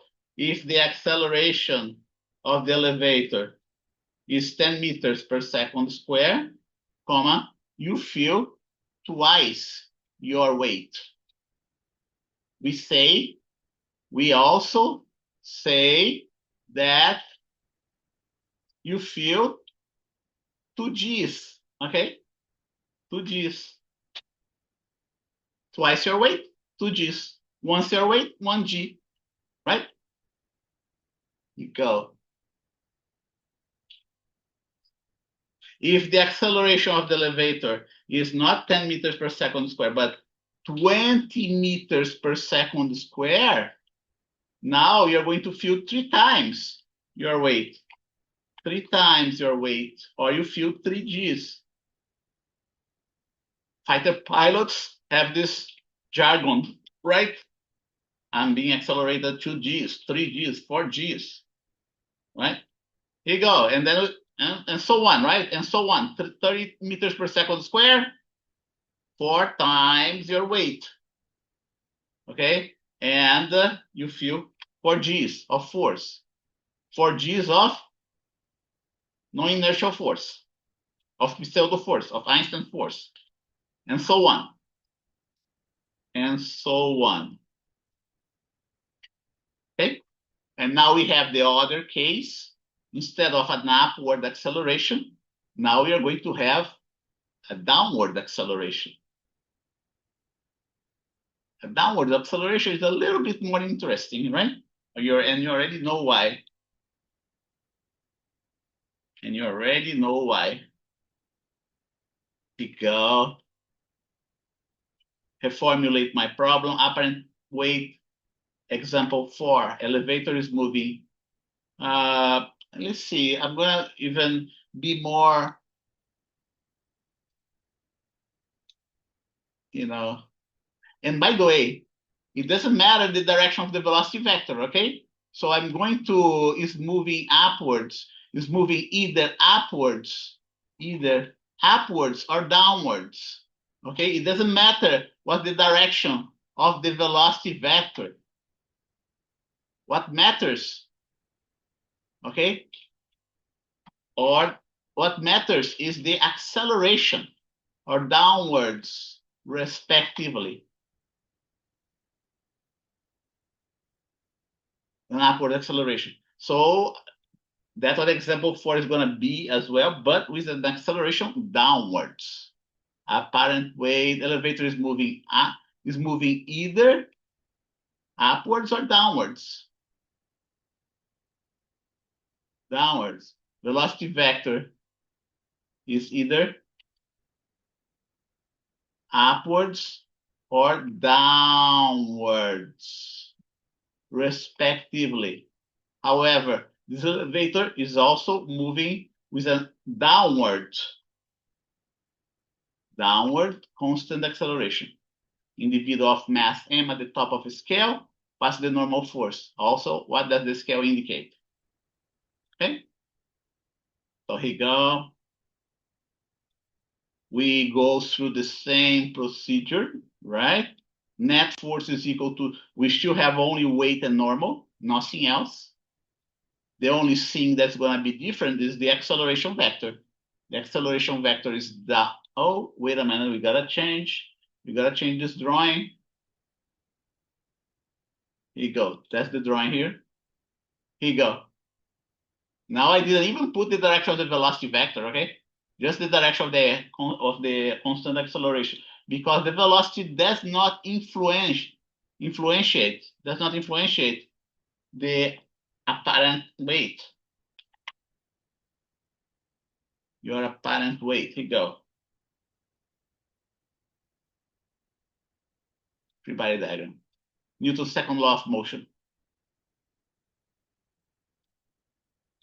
Acceleration downwards, it means that this sign here is going to be negative. Okay? Negative in the y-hat direction. I'm going to change the direction. The normal and the weight, they don't change direction in this case, right? Here you go. I'm going to change here. And now look what we get. Depending on the value of the acceleration, the normal is going to be less than mg, okay? Depending on the value of the acceleration, right? Depending on the value, assume that, let's see, if the acceleration of the elevator is, for instance, 5 meters per second square, let's start with 5 meters per second square. You feel half your weight. We also say that you feel half G. You are subjected to half G. Okay? And you can do the math, right? Here you go. I can solve that for you. Here you go. If the acceleration is 5 meters per second square, right? 5 meters per second square is G divided by 2. And your final weight will be half G. Half G. Because it's a magnitude, right? The value here must be positive. Okay? If the acceleration of the elevator is 10 meters per second square, you feel weightless. You feel weightless. We also say that you feel 0G. It is as though you are in space. Okay, here you go. Copy that. Paste here. Okay, acceleration. You're weightless. If now things start changing a little bit, if the acceleration of the elevator goes, let's say, 20 meters per second square, something funny happens here. Okay, something funny happens because now you're going to, the normal is going to change direction. The normal is going to change direction, right? So here you go. It's going to be something like that. It's going to be 2Gs. 2Gs.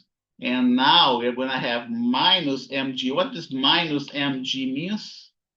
This minus mg means that the normal changed direction. Is this situation here.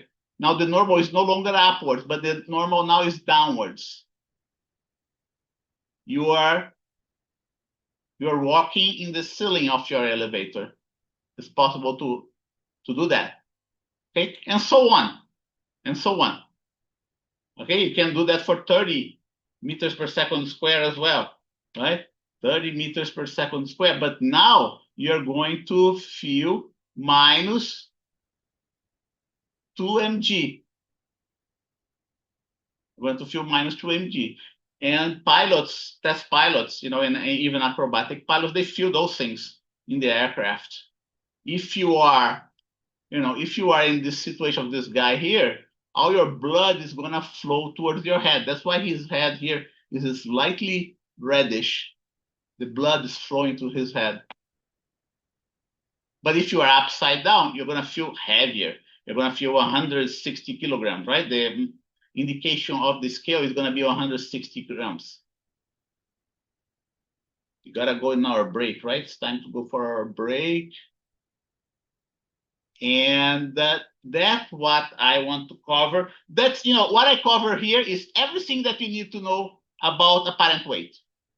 Everything that you need to know about apparent weight is right in here in those 4 examples. Example 3, example 4, okay? And apparent weight is just dependent on the acceleration. Summary.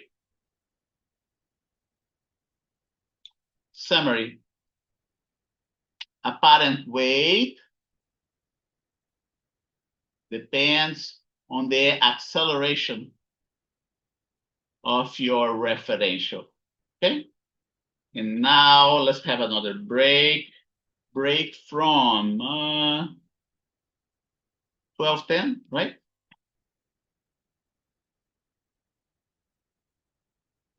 12:10 to 12:25 p.m. Let's do it this way. 12:10 p.m. 12:25 p.m. So I see you. Oh, someone is asking a question here. Let's see here. Is there no form of resistance? No, the resistance, there is no air resistance because the resistance is in the elevator, right? Yeah, that, strictly speaking, there is resistance, but the resistance is being applied here to the elevator, not to the individual, right? Because the individual is inside a closed cage, right? But let's not forget that this elevator is accelerated. There is resistance. Yes, there is resistance, but the force, the force that's being applied to the elevator is enough to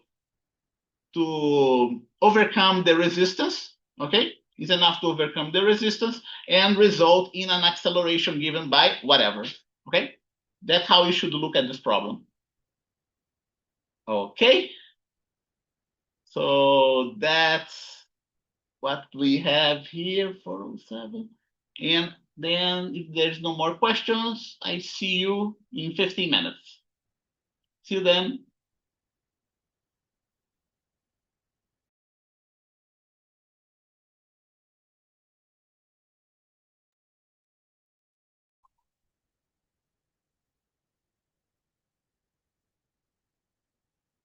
Okay, I'm back here. So we are done with apparent weight.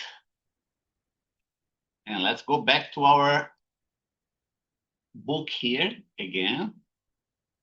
This one right here, right? That's so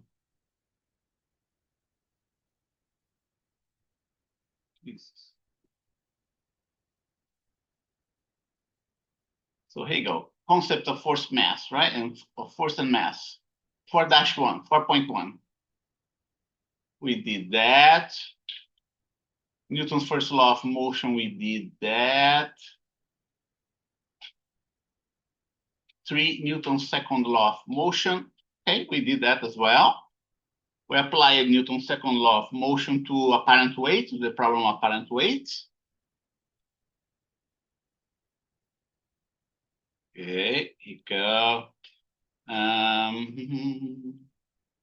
Vector nature of Newton's second law of motion. I covered that as well.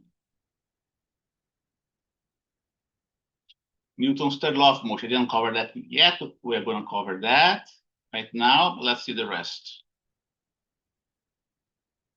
Types of forces. Those are the non-contact forces that I mentioned to you. And then here you go, the gravitational force. I covered only half of this problem, right? The gravitational force is equal to mg. But then there is a more detailed treatment of the gravitational force that we're going to cover as well.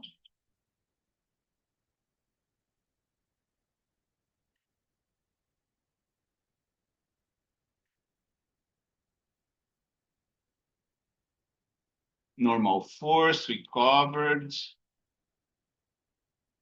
Apparent weight. That's what we covered just now. Okay. Okay, here's the case of zero gravity.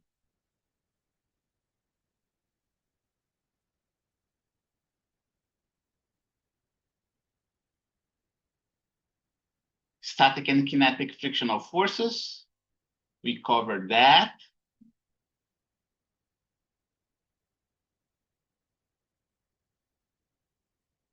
The next should be 4.8.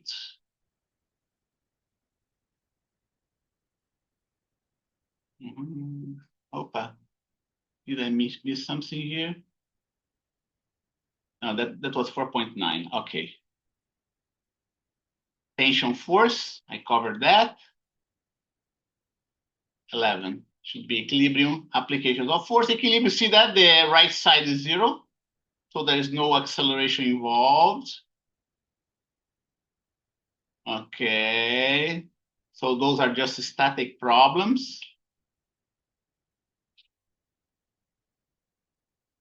They're not dynamic problems. No equilibrium applications of Newton's law. Now that's second law of motion. Okay, the boat being tugged, tanker, right? Being tugged, and so on. And now we are going to look at Newton's third law of motion, and we are going to do an example too of Newton's third law of motion. Okay, so that's the end of this chapter. Now let's go talk about Newton's third law of motion.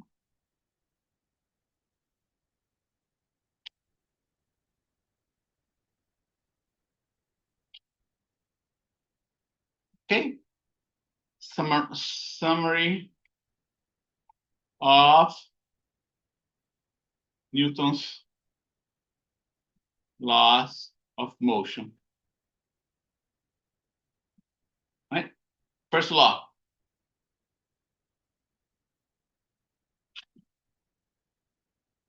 If an object is at rest or moving with constant velocity, comma, the net force applied to it is zero. The converse is also true. The converse is also true. If the net force applied to an object is zero, comma, it will be either at rest or moving with constant velocity. It's going to be either one or the other. Second law of motion. Okay, so got it here. Net force. Oh, like that. We should work like that. You go mass times acceleration equal. That's what you have to know. What about the third law of motion? Third law of motion. Okay. If two objects interact with each other, okay,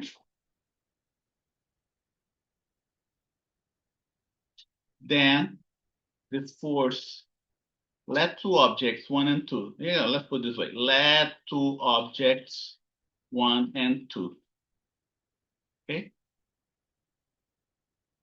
If, okay, object one applies a force F to object two, then object two applies a force of minus F to object one. That's what Newton's third law of motion is all about. Okay? There's another way to apply. If object one applies a force F to object two, then object two applies a force of minus F to object one. Okay, there's another way to formulate this law. Okay, if two objects, another way, okay, interact with each other, comma, the force that object one exerts in object two is equal in magnitude and opposite in direction. And opposite in direction. The force that object two exerts on object one, right? Let's illustrate that. Let's illustrate that. When we illustrate, it becomes easier to understand. Let's see if I have it here. Yeah, I have it here. Let's see here.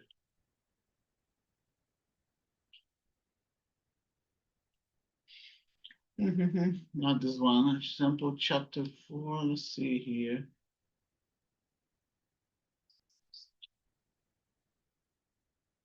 Okay. It's here. Should be here.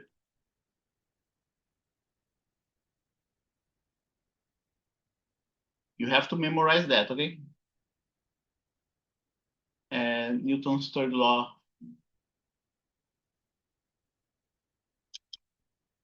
Yeah. Newton's third law of motion.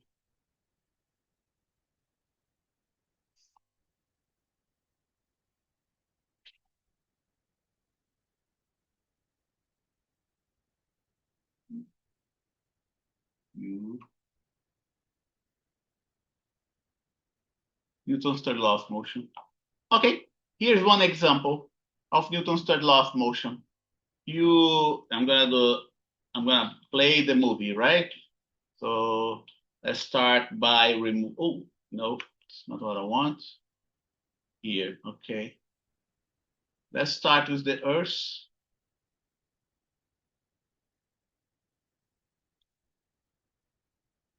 Earth and another object,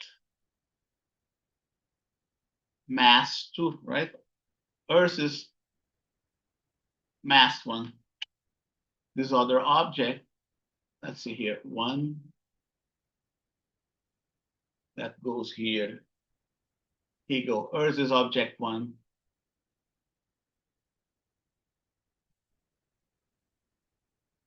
And we have a second object.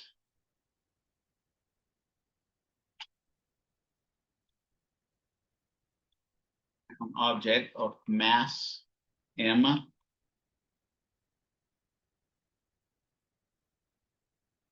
And I'll call that mass 2, object 2. You already know that this object is subject to a force given by the weight of the object, right? And that's the force that object 1, the Earth, exerts on object 2. That's the notation that we have here. F12 means force that object 1 exerts on object 2. Okay? Well, if this force is being applied by the Earth, it means that this object is interacting with the Earth. And if this object feels a force due to the Earth equal to that, it means that the Earth also feel a force that's equal in magnitude and opposite in direction, F21. That's what we call F21, okay? Here you go. And F21 is equal to minus F12. Oh, here you go. It's always good to go through that more than once, okay?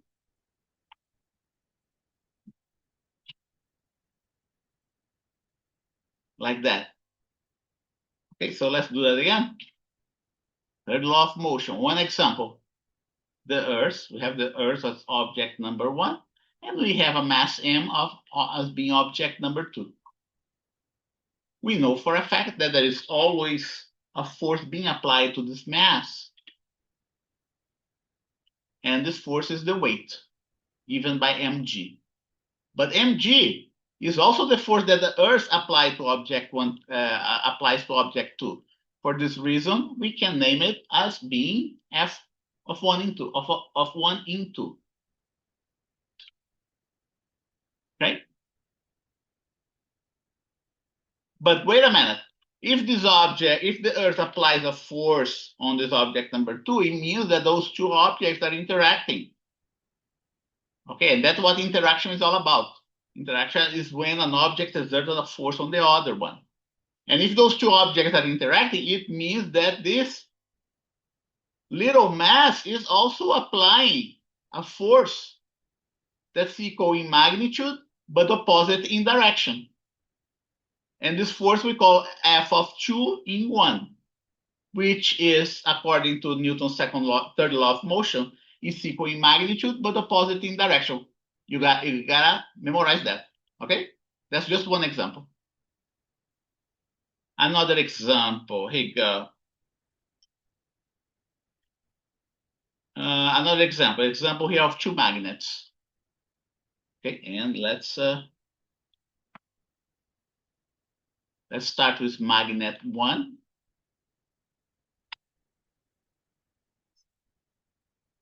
Everybody has played with magnets before, right? And then we are going to bring together a second magnet next to the first one.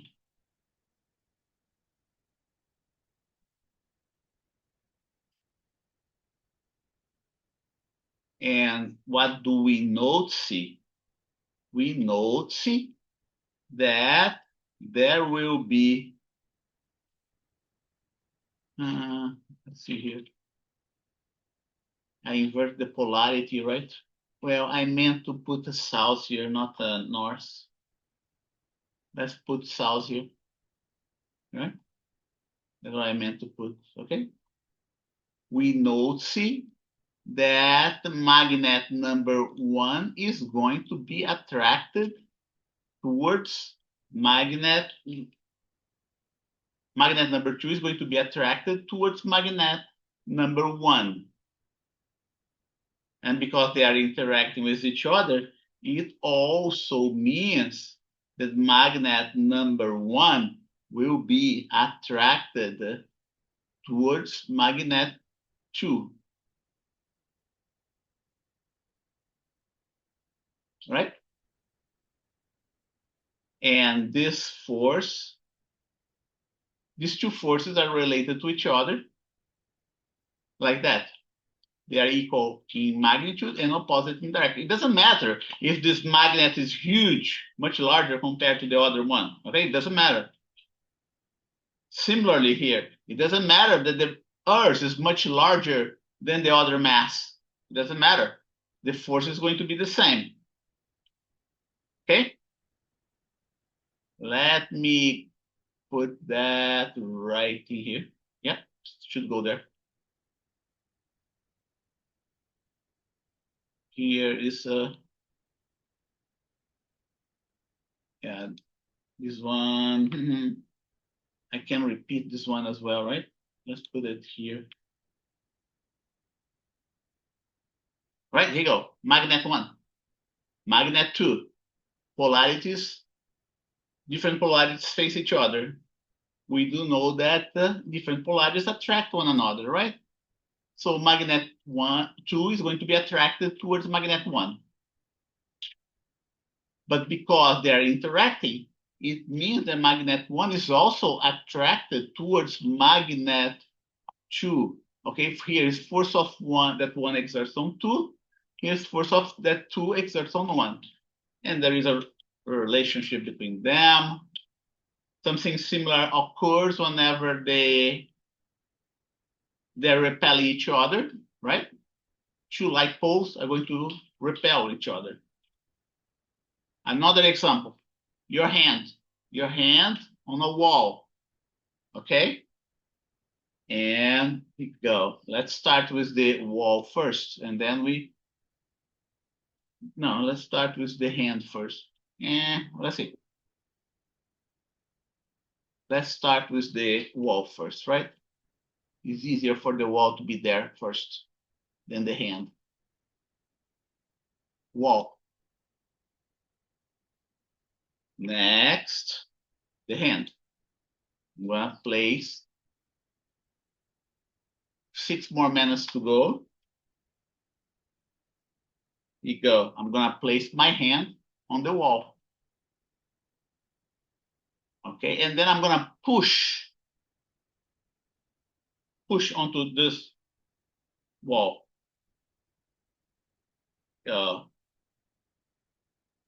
My hand is object 1.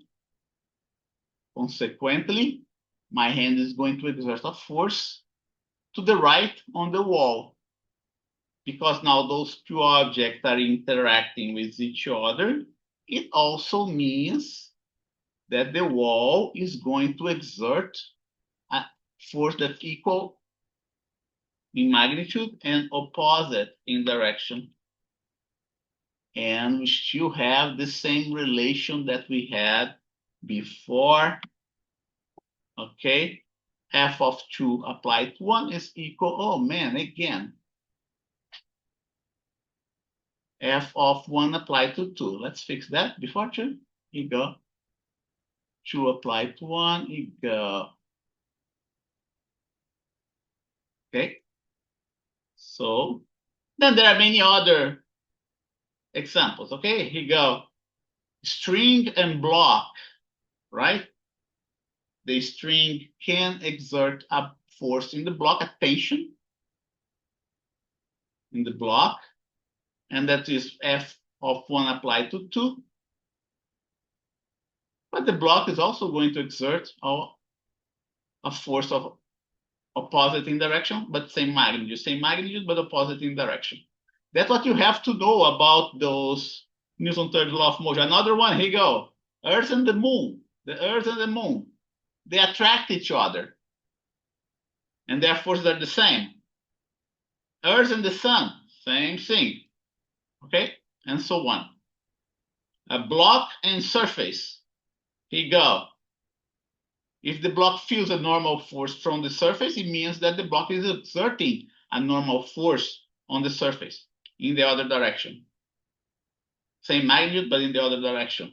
Two blocks attached to each other.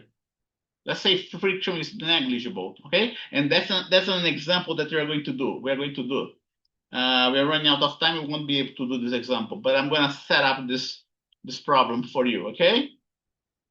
So we have this force being applied on block 1, on mass 1, okay? And we consider, let's say if you consider these two blocks are being a system, or let's say those two blocks can be thought as a single block.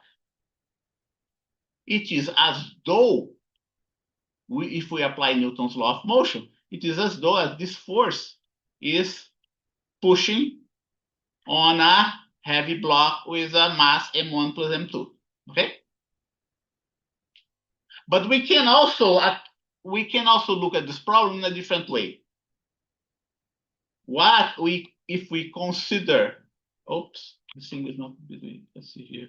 If we consider my two blocks, not the two blocks are being a single system, but what we consider just mass 1 as being the single system, okay?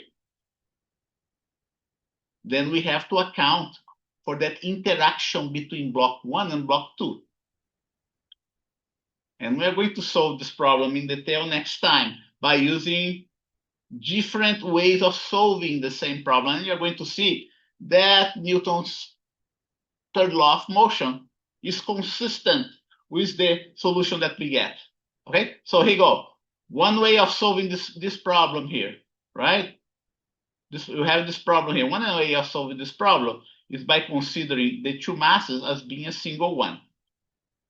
Another way of solving this problem is by considering just one of the masses.